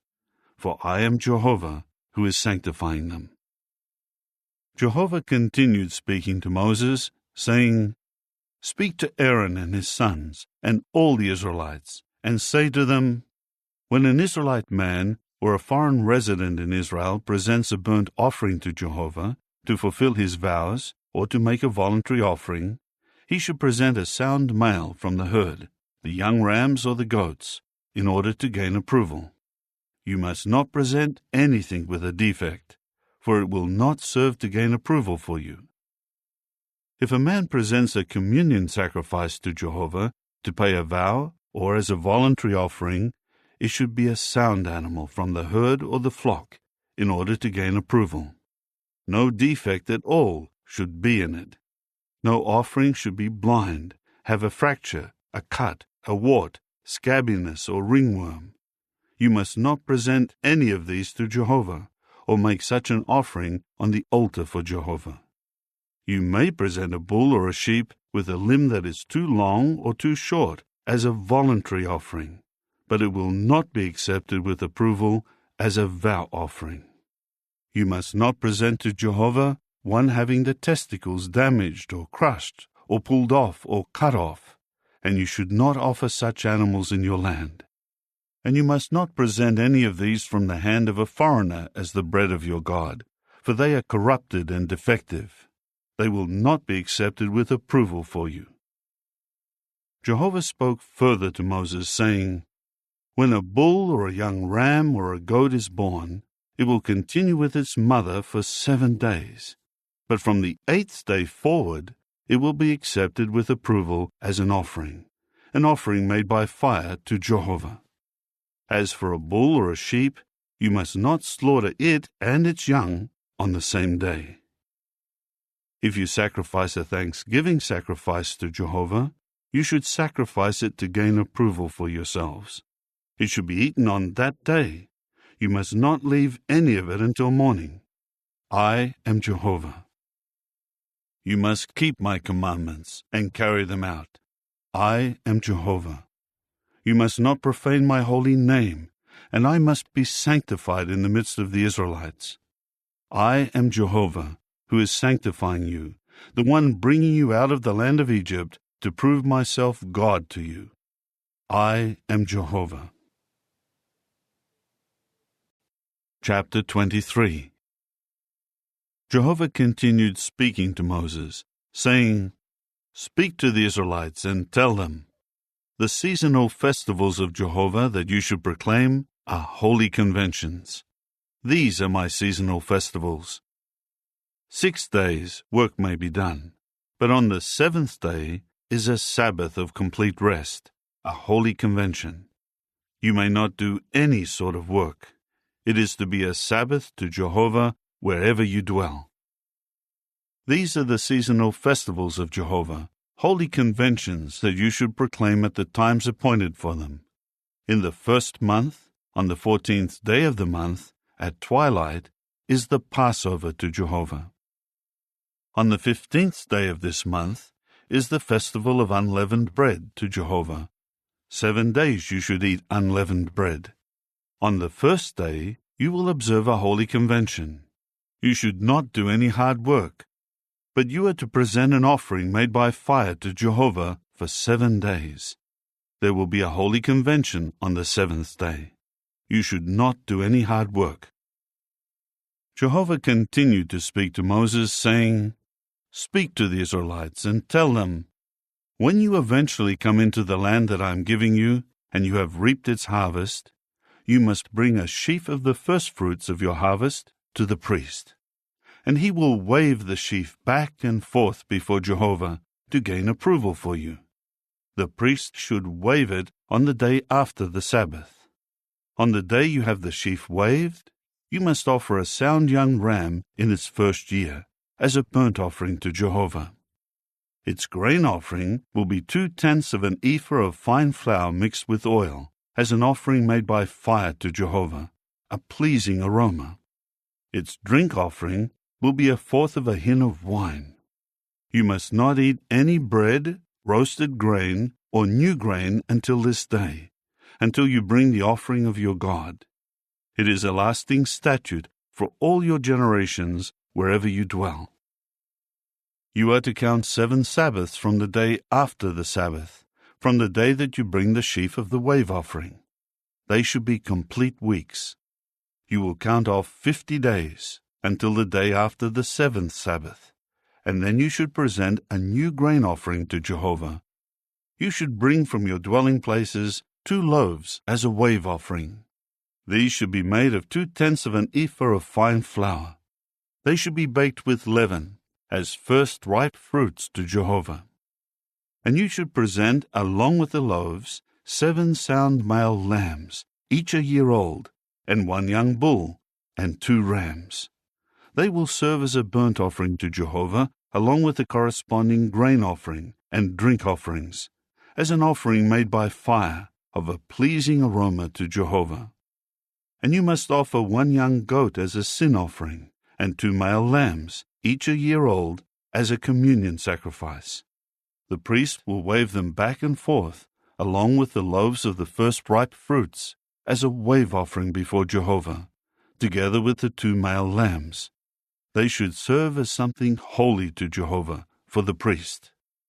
On this day you will make a proclamation for a holy convention for yourselves. You may not do any hard work. It is a lasting statute in all your dwelling places for all your generations. When you reap the harvest of your land, you must not reap the edge of your field completely, and you should not pick up what is left from your harvest. You should leave it for the poor and for the foreign resident. I am Jehovah your God. Jehovah went on speaking to Moses, saying, "Tell the Israelites, in the 7th month, on the 1st of the month, you should observe a complete rest, a memorial signaled by a trumpet blast, a holy convention. You may not do any hard work, and you will present an offering made by fire to Jehovah." Jehovah spoke further to Moses, saying, "However, on the 10th of this 7th month is the Day of Atonement. You should observe a holy convention, and you must afflict yourselves and present an offering made by fire to Jehovah. You are not to do any sort of work on this particular day, because it is a day of atonement, to make atonement for you before Jehovah your God. Anyone who will not afflict himself on this day will be cut off from his people. And I will destroy from among his people every person who does any sort of work on this day. You must not do any sort of work. It is a lasting statute for all your generations wherever you dwell. It is a Sabbath of complete rest for you, and you will afflict yourselves on the 9th of the month in the evening. You should observe your Sabbath from evening to evening." Jehovah continued speaking to Moses, saying, "Tell the Israelites, on the 15th day of this 7th month is the festival of booths for 7 days to Jehovah. There is to be a holy convention on the first day, and you should not do any hard work. 7 days you must present an offering made by fire to Jehovah. On the 8th day you should observe a holy convention, and you should present an offering made by fire to Jehovah. It is a solemn assembly. You may not do any hard work. These are the seasonal festivals of Jehovah that you should proclaim as holy conventions for presenting an offering made by fire to Jehovah: the burnt offering, and the grain offering of the sacrifice, and the drink offerings, according to the daily schedule. These are in addition to what is offered on Jehovah's Sabbaths, and your gifts, your vow offerings, and your voluntary offerings, which you should give to Jehovah. However, on the 15th day of the 7th month, when you have gathered the produce of the land, you should celebrate the festival of Jehovah for 7 days. On the first day is a complete rest, and on the 8th day is a complete rest. On the first day you will take the fruit of majestic trees, the fronds of palm trees, the branches of leafy trees and poplars of the valley, and you will rejoice before Jehovah your God for 7 days. You will celebrate it as a festival to Jehovah for 7 days in the year. As a lasting statute during all your generations, you should celebrate it in the 7th month. You should dwell in the booths for 7 days.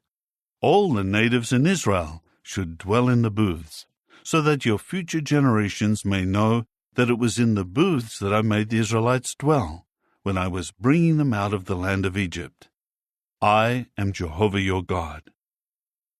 So Moses spoke of the seasonal festivals of Jehovah to the Israelites. Chapter 24. Jehovah continued to speak to Moses, saying, "Command the Israelites to bring to you pure beaten olive oil for the lights, to keep the lamps lit constantly. Outside the curtain of the testimony in the tent of meeting, Aaron should arrange to keep the lamps lit from evening to morning before Jehovah constantly. It is a permanent statute for all your generations. He should set the lamps in order on the lampstand of pure gold before Jehovah constantly. You will take fine flour and bake it into 12 ring-shaped loaves. 2/10 of an ephah should go into each loaf. You will place them in 2 sets of layers, 6 to the layer set, on the table of pure gold before Jehovah. You should put pure frankincense on each layer set, and it will serve as the bread for a token offering made by fire to Jehovah. On each Sabbath day he should regularly arrange it before Jehovah. It is a lasting covenant with the Israelites. It will become Aaron's and his sons, and they will eat it in a holy place, because it is something most holy for him from Jehovah's offerings made by fire, as a lasting regulation. Now among the Israelites was a son of an Israelite woman and an Egyptian man, and a fight broke out between him and an Israelite man in the camp. The son of the Israelite woman began to abuse the name and to curse it. So they brought him to Moses. Incidentally, his mother was Shelomith, the daughter of Dibri of the tribe of Dan. They placed him in custody until Jehovah's decision was made clear to them. Then Jehovah said to Moses, "Bring the one who cursed to the outside of the camp, and all those who heard him must lay their hands on his head, and then the entire assembly must stone him. And you should tell the Israelites, if any man curses his God, he will answer for his sin. So the abuser of Jehovah's name should be put to death without fail. The entire assembly should stone him without fail. The foreign resident should be put to death the same as the native for his abusing the name. If a man takes a human life, he should be put to death without fail. Anyone who strikes and kills a domestic animal should make compensation for it, life for life. If a man injures his fellow man, then what he has done should be done to him. Fracture for fracture, eye for eye, tooth for tooth. The same sort of injury he inflicted should be inflicted on him. The man who strikes and kills an animal should make compensation for it, but the one who strikes and kills a man should be put to death. One judicial decision will apply for you, whether a foreign resident or a native, because I am Jehovah your God. Moses then spoke to the Israelites, and they brought the one who uttered the curse to the outside of the camp, and they stoned him. Thus the Israelites did just as Jehovah had commanded Moses. Chapter 25. Jehovah spoke further to Moses on Mount Sinai, saying, "Speak to the Israelites and tell them, when you eventually come into the land that I am giving you, then the land will observe a Sabbath to Jehovah. 6 years you should sow your field with seed, and 6 years you should prune your vineyard, and you will gather the land's produce. But in the 7th year there should be a Sabbath of complete rest for the land, a Sabbath to Jehovah. You should not sow your field with seed or prune your vineyard. You must not reap what grows on its own from the grain left after the harvest, and the grapes of your unpruned vine you must not gather. There should be a year of complete rest for the land. However, you may eat the food that grows in the land during its Sabbath. You, your male and female slaves, your hired worker, and the foreign settlers who are residing with you may eat it, as well as the domestic and the wild animals in your land. Everything the land produces may be eaten. You will count off 7 Sabbath years, 7 times 7 years, and the days of the 7 Sabbath years will amount to 49 years. You will then sound the horn loudly in the 7th month, on the 10th of the month. On the Day of Atonement, you should cause the sound of the horn to be heard in all your land. You must sanctify the 50th year, and proclaim liberty in the land to all its inhabitants. It will become a jubilee for you, and each of you will return to his property, and each of you should return to his family. A jubilee is what that 50th year will become for you. You will not sow seed or reap what grew on its own from leftover grain, nor gather the grapes of unpruned vines. For it is a jubilee. It is to be holy to you. You may eat only what the land produces by itself. In this year of the jubilee, each of you should return to his property. If you sell anything to your fellow man, or if you buy from him, do not exploit one another. You should buy from your fellow man, taking into account the number of the years after the Jubilee, and he should sell to you according to the remaining years for crops. If there are many years remaining, he may increase its purchase price, and when there are few years left, he should reduce its purchase price, because he is selling you the number of crops to be produced. No one among you should exploit his fellow man, and you must be in fear of your God, for I am Jehovah your God. By your carrying out my statutes and keeping my judicial decisions, you will dwell in security in the land. The land will give its fruitage, and you will eat to satisfaction and dwell there in security. But if you should say, "What will we eat in the 7th year, if we may not sow seed or gather our crops?" I will command my blessing for you in the 6th year, and the land will yield a crop sufficient for 3 years. Then you will sow seed in the 8th year, and eat from the old crop until the 9th year. Until its crop arrives, you will eat from the old. The land should not be sold on a permanent basis, because the land is mine. For you are foreign residents and settlers from my standpoint. Throughout the land of your possession, you should grant the right of buying back the land. If your brother becomes poor and has to sell some of his property, a repurchaser who is closely related to him must come and buy back what his brother sold. If anyone has no repurchaser, but he becomes prosperous and finds the means to repurchase it, he should calculate its value for the years since he sold it, and refund the difference to the man whom he sold it to. Then he may return to his property. But if he does not find the means to get it back from him, what he sold will remain with the purchaser until the Jubilee year, and it will revert to him in the Jubilee, and he will return to his property. Now, if a man should sell a home in a walled city, his right of repurchase will also continue until the end of the year from the time of his completing the sale. His right of repurchase will be valid a whole year. But if it is not bought back by the end of one full year, the house within the walled city will become the permanent property of its purchaser throughout his generations. It should not be released in the Jubilee. However, the houses of settlements with no surrounding wall should be considered to be part of the field of the countryside. The right of repurchase should continue for it, and it should be released in the Jubilee. As for the houses of the Levites within their cities, the Levites will have the permanent right to repurchase them. When the property of the Levites is not bought back, the house sold in the city belonging to them will also be released in the Jubilee, because the houses of the cities of the Levites are their property among the Israelites. Moreover, the field of pasture ground surrounding their cities may not be sold, for it is their permanent possession.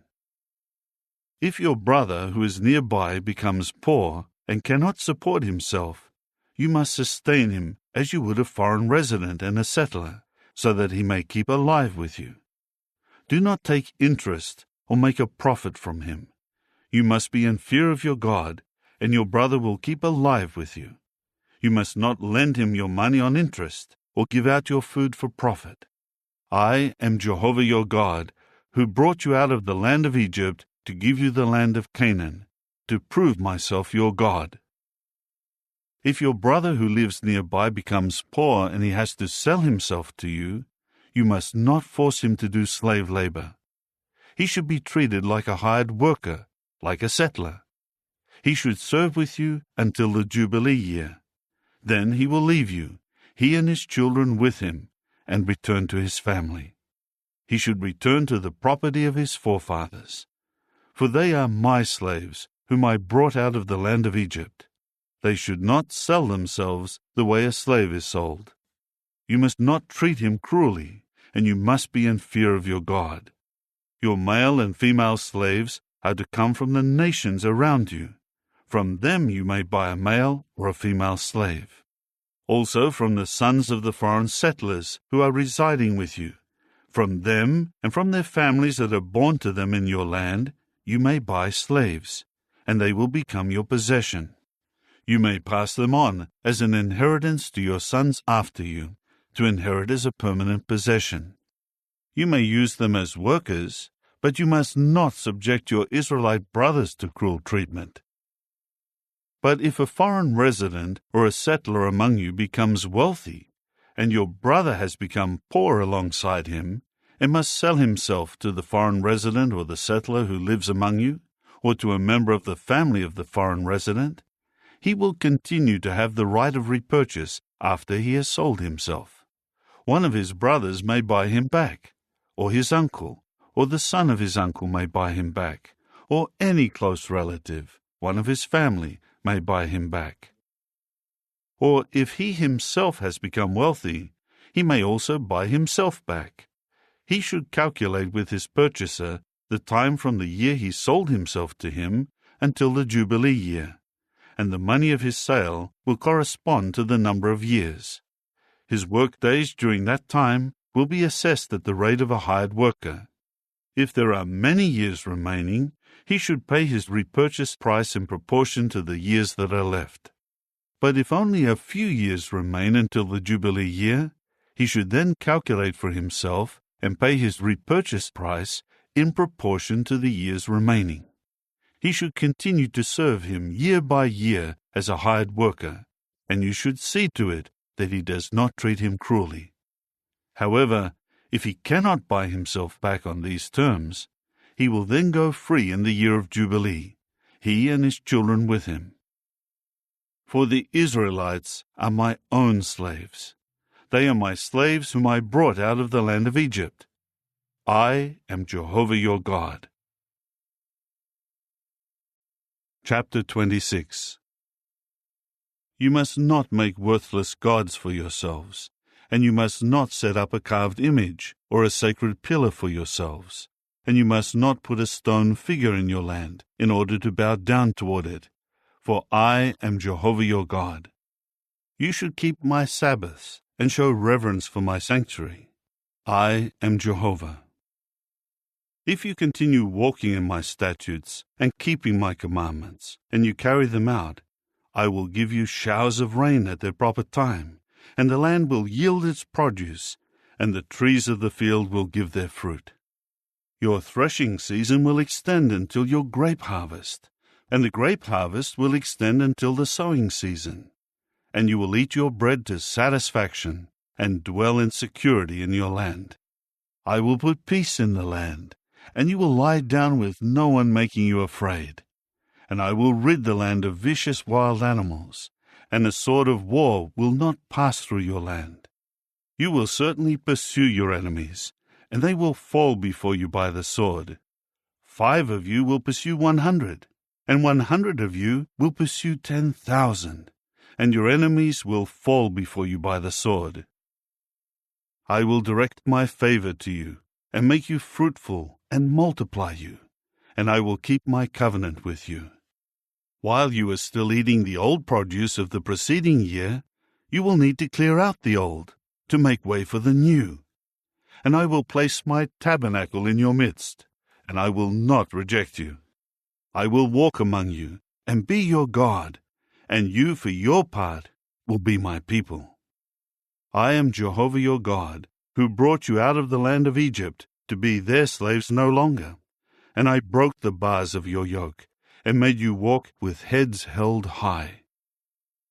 However, if you will not listen to me, or keep all these commandments, and if you reject my statutes, and if you abhor my judicial decisions so that you do not keep all my commandments, and you violate my covenant, I, for my part, will do the following to you.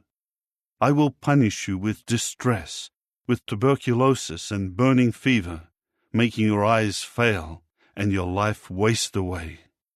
You will sow your seed simply for nothing, for your enemies will eat it. I will set my face against you, and you will be defeated by your enemies. And those who hate you will tread on you, and you will flee when no one is pursuing you. If even this does not make you listen to me, I will have to chastise you 7 times as much for your sins. I will break your stubborn pride, and make your heavens like iron, and your earth like copper. You will exhaust your strength for nothing, as your land will not yield its produce, and the trees of the land will not produce fruit. But if you keep walking in opposition to me, and refuse to listen to me, I will then have to strike you 7 times as much, according to your sins. I will send the wild animals of the field among you, and they will bereave you of children, and annihilate your domestic animals, and reduce your numbers, and your roads will be deserted. If, in spite of these things, you do not accept my correction, and you insist on walking in opposition to me, then I, too, will walk in opposition to you, and I myself will strike you 7 times for your sins. I will bring an avenging sword upon you for breaking the covenant. If you gather yourselves into your cities, I will send disease into your midst, and you will be given into the hand of an enemy. When I destroy your supply of bread, 10 women will be able to bake your bread in only 1 oven, and then ration your bread by weight, and you will eat, but you will not be satisfied. If, in spite of this, you will not listen to me, and you insist on walking in opposition to me, I will intensify my opposition to you, and I myself will have to chastise you 7 times for your sins. So you will have to eat the flesh of your sons, and you will eat the flesh of your daughters. I will annihilate your sacred high places and cut down your incense stands, and pile your carcasses on the carcasses of your disgusting idols, and I will turn away from you in disgust. I will give your cities to the sword, and make your sanctuaries desolate, and I will not smell the pleasing aromas of your sacrifices. I myself will make the land desolate, and your enemies who are dwelling in it will stare in amazement over it. And I will scatter you among the nations, and I will unsheathe the sword after you, and your land will be made desolate, and your cities will be devastated.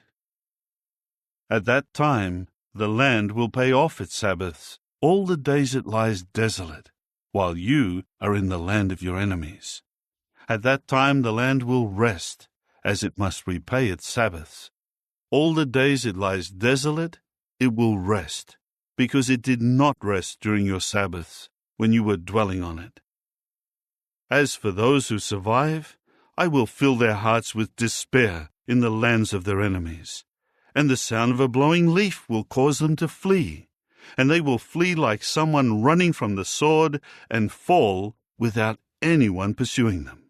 They will stumble over one another like those running from a sword, though no one is pursuing them. You will not be able to resist your enemies. You will perish among the nations, and the land of your enemies will consume you. Those of you who remain will be left to rot in the lands of your enemies because of your error. Yes, they will rot away because of the errors of their fathers. Then they will confess their own error and the error and unfaithfulness of their fathers, and admit that they behaved unfaithfully by walking in opposition to me. Then I also walked in opposition to them by bringing them into the land of their enemies. Perhaps then their uncircumcised heart will be humbled, and then they will pay off their error. And I will remember my covenant with Jacob, and my covenant with Isaac, and I will remember my covenant with Abraham, and I will remember the land. While the land was abandoned by them, it was paying off its Sabbaths, and lying desolate without them, and they were paying for their error, because they rejected my judicial decisions, and they abhorred my statutes. But despite all of this, while they are in the land of their enemies, I will never completely reject them, nor cast them away to the point of exterminating them, which would violate my covenant with them. For I am Jehovah their God. For their sakes I will remember the covenant with their ancestors, whom I brought out of the land of Egypt under the eyes of the nations, in order to prove myself their God. I am Jehovah. These are the regulations, the judicial decisions, and the laws that Jehovah established between himself and the Israelites on Mount Sinai through Moses. Chapter 27. Jehovah continued to speak to Moses, saying, "Speak to the Israelites, and tell them, if a man makes a special vow to offer the estimated value of a person to Jehovah, the estimated value of a male from 20 to 60 years old will be 50 shekels of silver, by the standard shekel of the holy place. But if it is a female, the estimated value will be 30 shekels. If the age is from 5 to 20 years old, the estimated value of the male will be 20 shekels, and 10 shekels for the female. If the age is from 1 month up to 5 years old, the estimated value of the male will be 5 shekels of silver, and 3 shekels of silver for the female. If the age is 60 years and over, the estimated value will be 15 shekels for the male and 10 shekels for the female. But if he is too poor to pay the estimated value, the person will stand before the priest, and the priest will set a value on him. The priest will make the valuation according to what the one making the vow can afford.